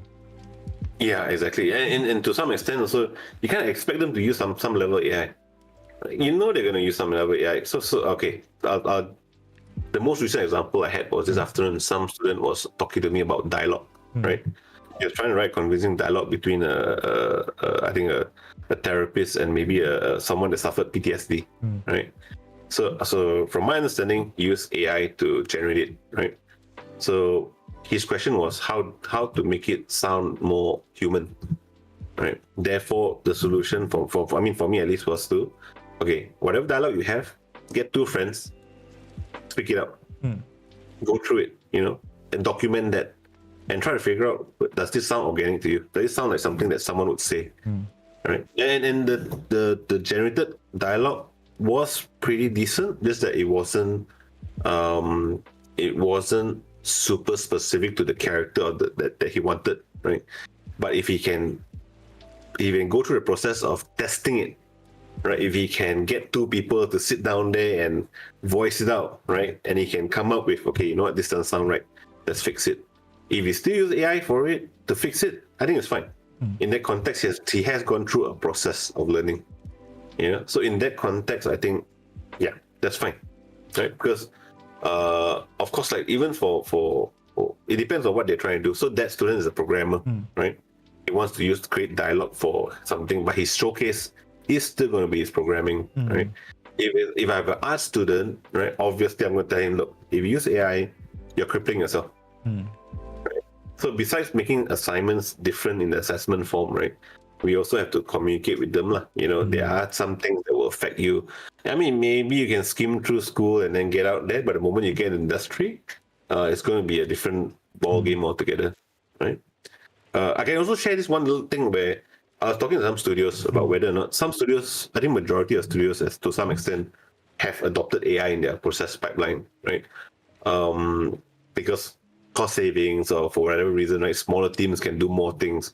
But there's also the angle which I never thought of that was shared to me. It was basically some studios cannot use AI, or they make it a policy they cannot use AI, not because they don't like it, but because if they do, their code is out there in some database somewhere. Yeah, so you're talking about proprietary stuff or proprietary codes, or even visuals or stuff, right? They actually have a strong, solid ban on it because they don't want whatever they're doing to be out there in the ether. So that was like, oh, okay, there's a different angle of why a company might prevent AI usage in their program. And in their process. I can't remember whether I ever did this podcast with anyone, but I do remember very specifically wanting to do it because one of the things that I want to bring up when we were in the heat of the AI conversations, right, was this massive issue about ownership. And specifically about copyright ownership, especially because a fun thing about copyright, and we were talking about this, like I've been talking a lot about like patenting and copywriting and stuff like that, right? And because I'm a little bit of a policy nerd when it comes to like creative shit. So one of the things very fascinating is that I don't know whether you know about this, but like, do you know that only humans can hold copyright? Like you can't copyright anything. Oh no. That's AI. So AI, because you have this problem where if you tell me the person who's generating the image, right, like basically the guy who does the prompt is the artist, right? The problem with it is that I feel like it becomes very disingenuous because if you take away the tool or you change the tool in any way, you can't do it anymore. And I feel like if you look at from a creation perspective, that's obviously like that's not it. Like because if you're going to say that, then technically if I can put in a search for Google on Google image and show up a picture, and if I pull that picture, you're now telling me that technically I own the copyright for that picture, which makes no sense, right? Like that stream obviously doesn't work. So the very same reasons, like any generated result from a machine, right, cannot be copyrighted by the person who does the prompt or the machine itself. Right. So because of that, right, and obviously we don't have cases to verify this definition. So all I have right now at this point is like an extrapolation based on understandings, right? So I have spoken to lawyers about it actually. One of the feedback was that she's an IP lawyer, so she's actually watching some of the cases in Japan now. Yeah. So they are some ongoing stuff Yeah, which would there is. create the precedence. Yeah, Yeah. correct. And the latest one right now, there is Mid Journey, Disney, Paramount, and a bunch of other like companies have actively sued Mid Journey, and I think specifically Mid Journey at this point, they're basically turning Mid Journey into a punching bag, specifically for this They're the point. first one. Yeah, they're the Yeah. first, and basically specifically saying that hey, you you already you can set your AI, your generative AI, to not produce porn, then why are you allowing it to generate our IP stuff? Mm. You know, because you can obviously stop it from doing specific things. True. Yeah. So that's the argument, and like by allowing it to do all these specific things, you are now you're watering the value of our IP. You know, basically is what they're saying, because you like, it's like, oh, when some small peddler who's selling a Mickey Mouse t-shirt, you're not going to sue the fella, right? Because for two reasons. How much money do you expect from them? And it's like this is not the problem, strictly speaking. You know, the problem exists in the distributor and the person who's enabling this guy who's selling the Mickey Mouse t-shirt, right? Like that's how it works. So Mid Journey is ultimately the problem because of these kind of things. Yeah, so that's how they're going about it right now. It's a very fascinating case as well. Yeah, cool. Because it can't be copyrighted. I mean, there's no copyright for something generated by a machine, right? Yeah. Because there's no human involvement. Correct. So, like in terms of like IP creation as well. Okay, like I run my own side business where we produce social media content for clients, right? And unfortunately, right, or fortunately, it depends on where you stand, right? They are insisting on AI usage now, right? Because like one example is like, let's say we wanted a talent holding a product and then promoting it, right? And so strangely enough, my clients are Singaporean. so the back then I had to get a studio, I had to get the talent from a talent agency, I could get a photographer, right? Rent the studio, arrange for the photo shoot, people had to come down, be there, take a picture of it, and then done, right? So the cost is there, as opposed to now. So they're telling me, you know what, we don't have the budget nowadays. We want you to AI it. So, and that's one of the things where I see in certain things, like for example, social media content, throwaway content, right? They just want to tell Happy Mother's Day or something like that. Sometimes you would see a lot more AI usage. So on that end, as creators, sometimes we're like, okay, fine, no choice, right? Let's do it, right? But like, I also run a board game, like I have a board game publishing side of things, right? Where I do not use AI for the artwork because people do not buy, or people have perceived less value in things that are not man-made.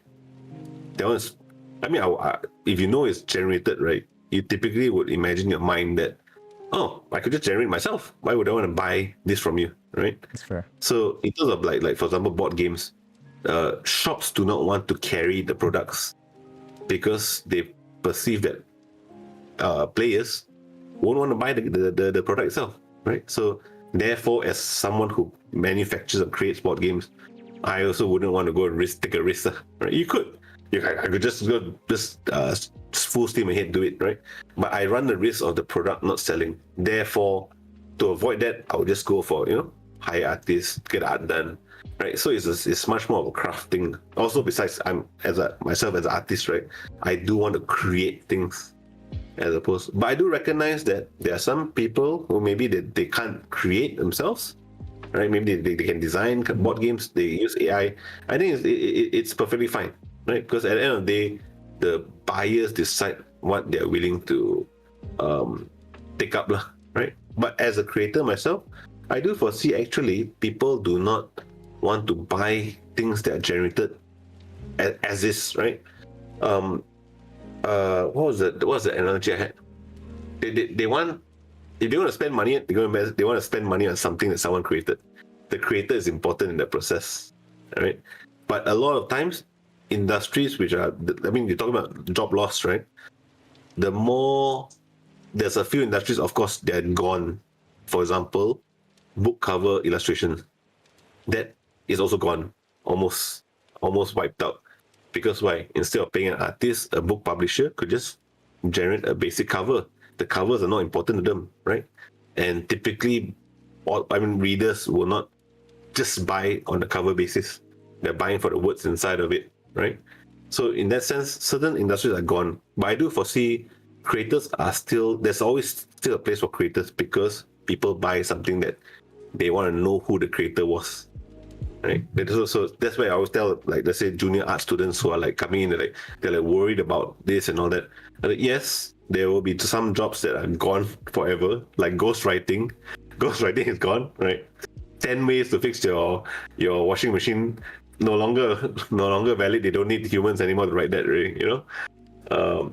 I've known some who actually have a pretty good career back then, ghostwriting these kind of articles, but poof, overnight, I mean, in the span of 1-2 years, the whole thing has just dried up, you know. So I think for artists, we have to focus more on creating content, telling stories, creating things that people would value, and also just promoting ourselves as the people that created it, lah. You know, I do foresee a very optimistic view of how AI doesn't affect artists straightforwardly, right? Yes, some jobs are gone, definitely, right? Simple stuff, Chinese New Year cards, now all those kind of things, maybe those are badly affected, right? But people still want things that humans have made, right? But of course, to be seen, like for example, I think there's a Japanese anime series that was 95% AI generated, right? So I want to see, would people actually watch it and enjoy it? And the reviews came back. It's generally considered pretty shitty. it's pretty, yeah, still right. So maybe you haven't reached that point yet, right? So yeah. Well, so interestingly, on that point, I also wanted to ask, because you're going to end on a really positive note, but at the same time, I feel like I still want to be the Debbie Downer because this is a relevant point, and I don't get you on. Like, I don't know when I'll ever have you on again, right? Like, because you're talking about board games, and I think a lot of the things that you were giving examples of were stuff that were in a large part like in physical print, I want to say. How do you, what is your opinion on AI slop in games in particular? Because like if you go to Steam right now, and if you go to like Steam right now, you can see a whole bunch of this kind of stuff, right? Yeah, and a lot of them. Even before AI, the coming of AI, I started to see a lot of I have no idea why there's an influx of semi-pornographic or fully pornographic games. I didn't know when that became a thing, right? There's a lot of random stuff out there, right? So this is even before AI coming in, right? Yeah, and I think Steam has a pretty strong policy on AI. You have to at least declare it, right? Yeah, I believe. I'm not sure. Really, I don't know. Yeah, so there's a requirement if you upload a game on Steam, they're not banning it, right? Like they ban gambling games and such, right? But you have to declare your AI usage. Yeah, that's one of the requirements. So I think people can decide from there, lah. I mean, currently people can still see the differences, right? Whether a game's fully made AI or not. Yeah. But I think down the road that's going to be much more blurry, right? So then that's when we really see the choice. Would consumers pay the same amount for that kind of content? Yeah, they might pay less. I mean, like it or not, content is content, right? So they might. You say a good game made by people is like $100. They might pay $20 for the inferior version, right? If it's of some at least some quality, lah. And I would say like even games which are pornographic in nature, people don't really care about who made it or whatnot, right? They're there for a totally different reason, right? Which is why, like I said, those who are there for a totally different reason, technically they will not be the same buyers of your product, that's fair. Unless you're in the line, which is no judgment there. Yeah. You know, all the party. I wanted like sorry, brain farted a little bit. It's been a bit of a long day. It is like 11:38 p.m. where we're at right now. So it has a heads up. If I start slowing down, that's because I'm not having coffee, unfortunately. Okay. You're weaning off, is it? No. It's if I drink coffee right now, which I actually usually do during one of these podcasts, I usually end up sleeping around 3, which is just horrible. I think it might be the size of your cup, man. If that's your coffee cup, right? So just so you know, I've shared this story before. This mug is huge, but I actually never fill it up completely. It's only always half filled, at most. And the reason why that's the case, right, is because I've tried doing this full before. But by the time I get to the bottom, the coffee is stale. It is disgusting.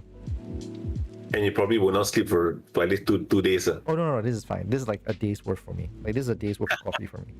But the problem is drinking it. It's just horrible in terms of like just taste. You know. Yes, I drink coffee mostly for the caffeine, but like I still don't want to drink swill. You know. You gotta take the pills, man. Right, done. Yeah. So, but generally, still quite optimistic. So, for example, I've thought about a lot of this kind of stuff. Like as a creator, I do use AI, right? As a creator myself, as artist, as educator. So where so far it's still remaining relatively optimistic, right? Don't look for a career in book cover illustrations.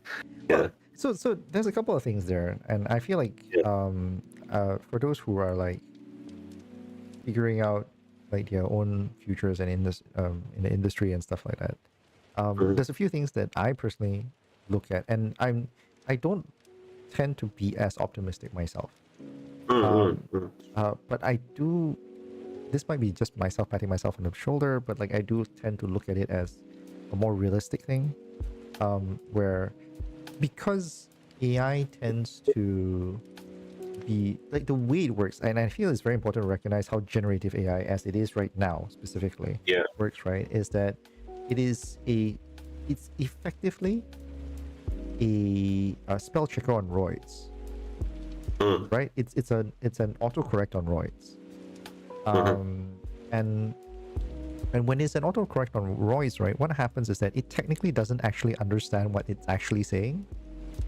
Like when it says an apple is red, what it actually, like, oh yeah, the apple is red kind of thing, what it actually is doing is that it's been trained to recognize what the image is and understand that when people ask them like, oh, what color is this apple, its expectation is that it should say the apple is red.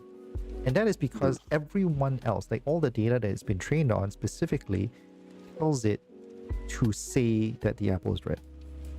Now, this is very different because what happens is that, let's say, for example, if all of us started to post on the internet and say that for some reason a red apple is actually magenta for a reason. Okay, like blue is a nicer color to contrast against because magenta is too close, right? Like so let's say for example we decided it's blue. Or what's a good let's do my favorite. Let's call it Barney, which is not even a color, right? Like if we all just collectively decide for a month to collectively always refer to the color of an apple as Barney. Yeah. What color is this apple? It's Barney, you know, and just keep doing it over and over again. The LLMs are going to follow along. It wouldn't have any understanding of what we're doing. It wouldn't know that we're punky it. It will just recognize that that's how it's supposed to reply. It has no real intelligence. And I feel like it's a fallacy. Yeah, exactly. And I feel like it's important to recognize that like there is a significant difference between the two, although a lot of people think that's actually how intelligence looks like. The reason why I say that is because I'm a pure designer. And as a pure designer, one of the things that we always try to do is that we read people not only for what is written on the paper, but we see how they interact, the levels and basically the degree of their reactions and all that kind of stuff, right? And from there, we try to refine and do better, right? And every time you refine and try to do better, that's something that does not exist prior to this. That's basically something that LLMs can't do. LLMs can't predict. Right? So that's something that needs to be recognized as well. And can they hypothesize that? It's still based on what you feed into it. Correct, right? Exactly. If it does hypothesize, it would be because someone else did the hypothesizing before, and it's just randomly spitting out words. This is why hallucination happens, and this is why asking like LLMs to do math questions are often like the easiest way to come up with really silly things, because like there's one phase where it was like it can't count the number of R's in a strawberry. Remember like this conversation on AI? Like if you dig it up, because count on a strawberry. How many R's are there in the word strawberry? R's, okay. Yeah. because it can't count the thing. It doesn't actually count the R's that's generated. It just knows that it's supposed to be there. It can't process Okay. the word Yeah, strawberry. yeah. So it's a massive Probably try distinction. Yeah. You can look Yeah, it up, so- by the way. so- So a lot of people have done this.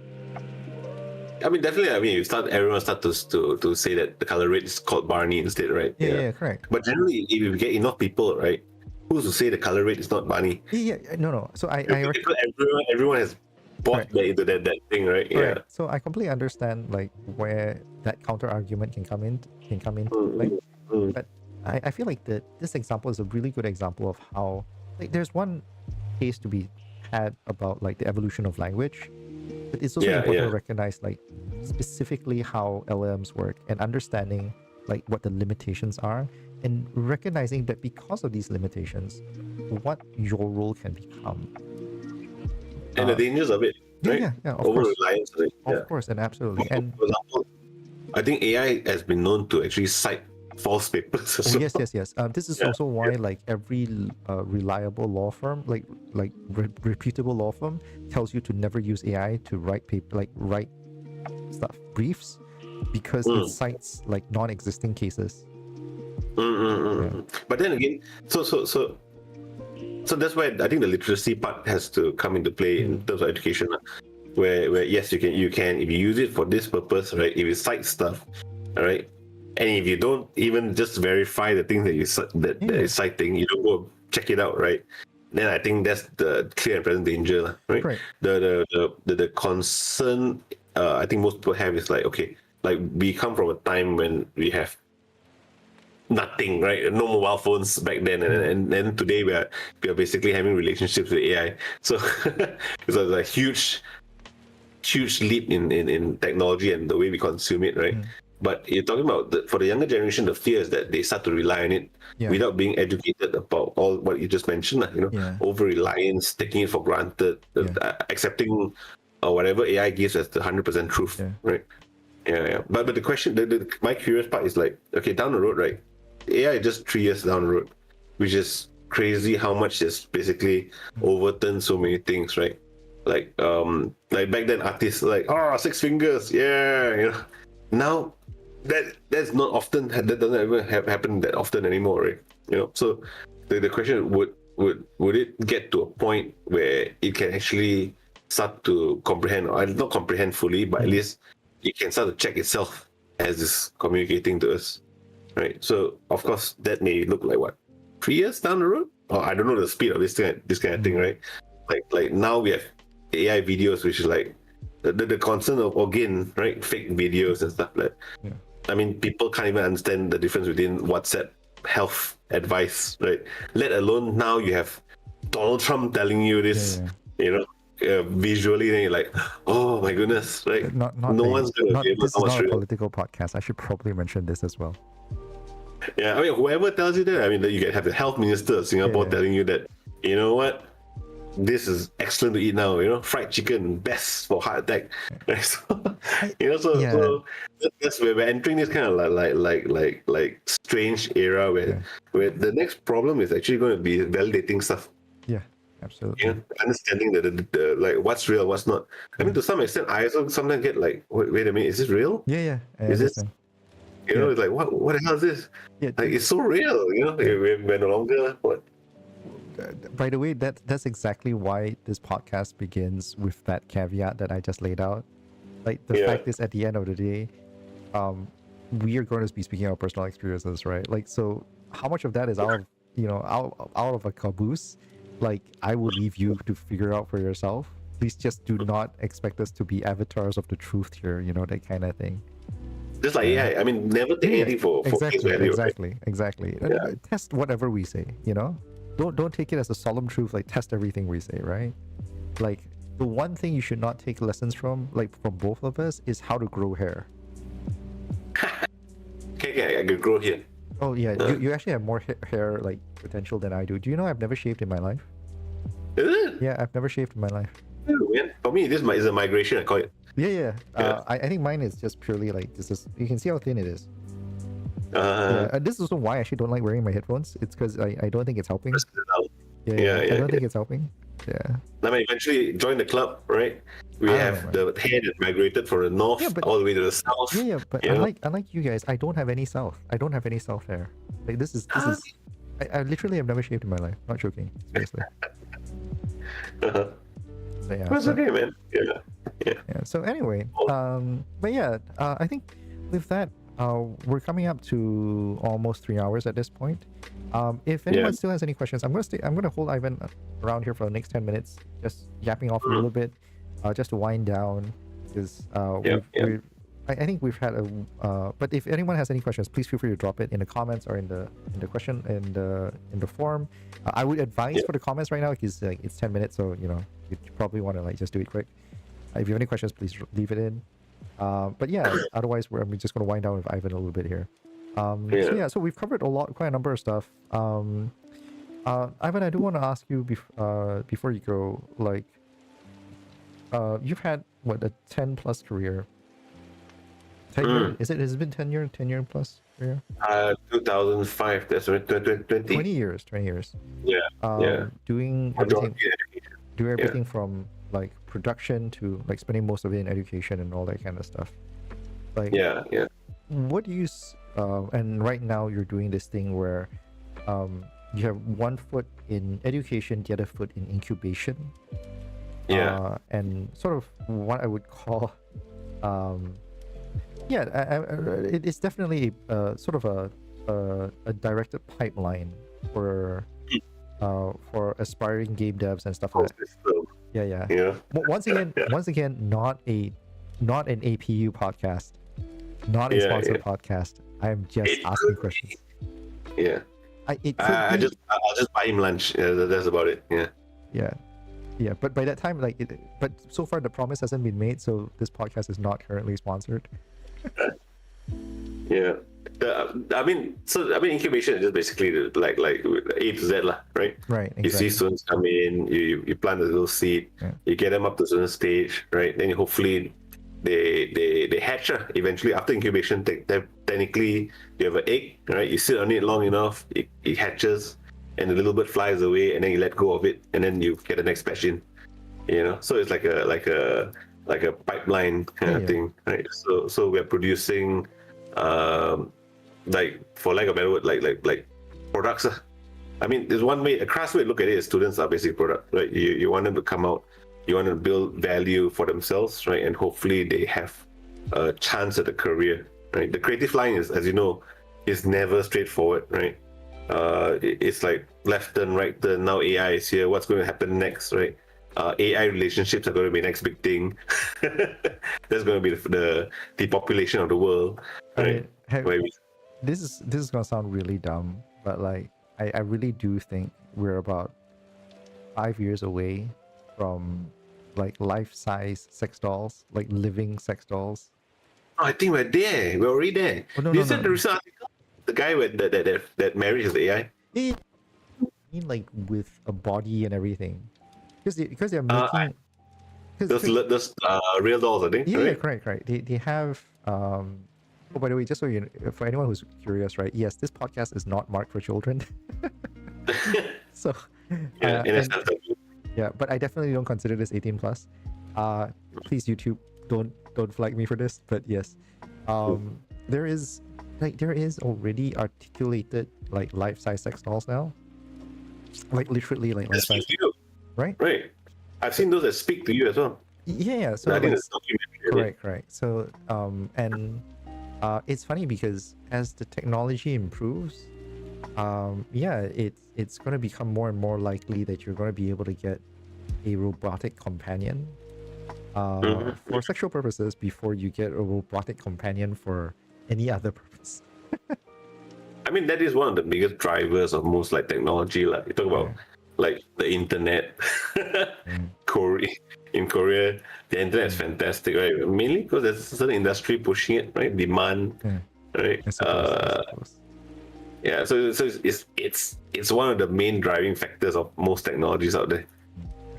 You're not. So we're already at a stage where people are falling in love with the AIs, marrying the AIs, talking to the AIs constantly, right? We're already at the stage of actual real life. I would say toys, right? For your carnal needs, right? So, and I do believe there's already people who are actually producing as well. I wouldn't say 5 years. I would say this year. So I do believe if you go to some kind of conventions and stuff, like you start to see this kind of thing, because it's a no-brainer. I Right. meant like a really proper standard kind of thing. Like, you know, the kinds of like sci-fi and shit. Like, that's at least where that's the benchmark that I'm Yeah. using as a. I think SpaceX, their robots are pretty organic nowadays. Oh, You they got are. those Boston Robotics stuff. Boston I Robotics, mean, they're yes. not SpaceX. superhuman. No. Yeah, Look, but like, the audience not that picky like nowadays. look, first thing I want to okay, small thing, and I do apologize to any one of you guys who's watching this that is a Elon fan, but I'm pretty against that whole like fake it till you make it kind of shit, because that's basically what Elon's robotics is all about. Like, it's a bunch of like remote control and shit, and then you know, so I'm really not a big fan of what he does. Boston Dynamics has obviously done something like a lot of very amazing achievements, but that's exactly where I'm getting at least, because you can actually see like the Boston Dynamic dancing robots, which is really amazing, and that is sort of the tippity top of where the technology is right now, and that movement is smooth, mind you. That movement is smooth. You know? But for it to be available on a mass market level and be able to incorporate in human-like physiology, like, you know, making sure that all the joints work in proper spaces and not it being too noisy, like, that is the benchmarks that I'm talking about, like 5 or 10 years down the road. Detroit become human kind of level kind of thing. Yeah, correct. That level. I think that's just around the corner, man, to be honest. Yeah, but that's the fun part is knowing when it's going to come out, right? Yeah. That was on my mind. Like, when, I mean, for most of us who probably won't engage that kind of stuff, right? But you do have a few new generation of like people that really don't like to be around other people, right? Yeah. Population problems also causes that as well. Yeah. Right? And it's not only just that. Like, I know for a fact that for a lot of people, especially if you are older, right? It gets difficult in part finding people who will tolerate you and be able to support you, like carrying you around and, you know, be patient with you and stuff like that. And you having like people to talk to and people to share with and stuff like that. Like, one of the biggest reasons why people fade away, the older generation now especially, right? Like, it's not necessarily because of health, it's because they literally get forgotten. You know, like, when you don't interact enough, your memory and your brain start to degrade, and eventually you lose the human connection that keeps you around, and you literally just fade. Like, my grandmother, I know for a fact, like, her dementia got worse when she had less to do around the house. You know, and it's a lot like that. They degrade very fast, isn't it? Like it's like suddenly like. Oh no, my grandmother took a really long time. So to be fair, hers was like a slow setting kind of thing. But interesting thing, like, after she passed away, like a year or two later, my grandfather passed away. Because that's a space where it's like you don't have anyone to connect with as much anymore, and it's like, you know, you just lose it. You know? Yeah. I mean, on the optimistic side, I think that's where this kind of technology does have its place. Exactly, and that's kind of the point I'm trying to get at as well. Like, I feel like, yes, we're talking about like sex toys and all that kind of shit, but at the same time, like, actually being able to have sort of tireless company that won't lose their patience with you when you're at that age, right? Regardless of regardless of the psychobabble that you can potentially spit when you are in your worst days of dementia and stuff like that. That, like, as a person who had family members in that space and who has seen people who had to take care of these people, like, that is a godsend potentially, you know? I mean, you can even like offset dementia a little longer, I think, because having someone to talk to, right, keeps your mind active, and then it absolutely can be. It could be a solution. I count myself as an eternal optimist for even like if there's a meteor coming down, I probably see a bright side of it. But these are things like, that's why I'm super keen about where this is going to go, the way technology goes, right? Of course, yes, there's going to be like rampant sex dolls replacing people. But at the same time, you're going to see a lot of new emerging technologies that do actually benefit so much more. Like, look at the old folks' homes. Imagine if there's like everyone has an individual robot companion, a small little robot companion that follows them around, talks to them, keeps them busy, right? Or even just like alerts people if they fall down or something like that. I'm like, oh shit, that's going to be a game changer. By the way, the alert if you fall down thing is actually a thing already. There's actually bracelets for that, by the way. Oh, the sudden if you like smartphones actually, like smartwatches do that. Yeah. Oh, it's like having a dog companion, but this is more if you fall down. But now something actually, oh shit, put you human down, okay, shout, make noise, whatever. And actually, or come and help you pick you up and stuff like that, right? Yeah. Or even catch you before you fall. Yeah. Anticipate, right? Yeah, exactly. So I just feel like there is like, I mean, of course there's a whole war application and military and stuff like that that's on a downer side, right? But I think we'll scrape through, right? Probably because of sex dolls, but we'll probably scrape through somehow, right? And hopefully we see the better applications of it, right? But of course we're going to go through the difficult times as well currently, right? Like the whole market for, I would say, furry commissions has basically evaporated somehow already, I believe, right? Or reduced somewhat greatly. So sorry to the artists who exist in that space. I don't necessarily think that, but sure, Yeah. Sure. Anyways, okay. I think with that, let's call it to an end. It's 12 a.m. already. Wonderful place to end, especially talking about sex dolls and and scraping through and furry commissions. But Ivan, thank you so much for like sparing the time with us tonight and sharing your story. Looking forward to seeing what APU has in store with you, especially through you. Once again, not sponsored. Disclaimer. At some point, there's just way too much product placement, isn't it? That's my job. Day in, day out now. Yeah, so we're going to talk about what you're doing. It's a little hard to avoid, right? Yeah. Anyways. But yeah, thank you so much for sharing everything. It's really wonderful to hear your thoughts on AI. I personally have a lot of thoughts about it as well, but like if we went on, it'll probably be another hour or 3. Second round, right? Round two. Next time then. All right. So for everyone else who's been joining us so far, thank you very much for joining us on this wonderful weekend. I hope you have a wonderful weekend ahead of you. The next stream we'll be doing is actually a rescheduled stream with Jeremy. It'll be next Friday. We'll be finally having him over on. It's the co-founder of Imba Interactive.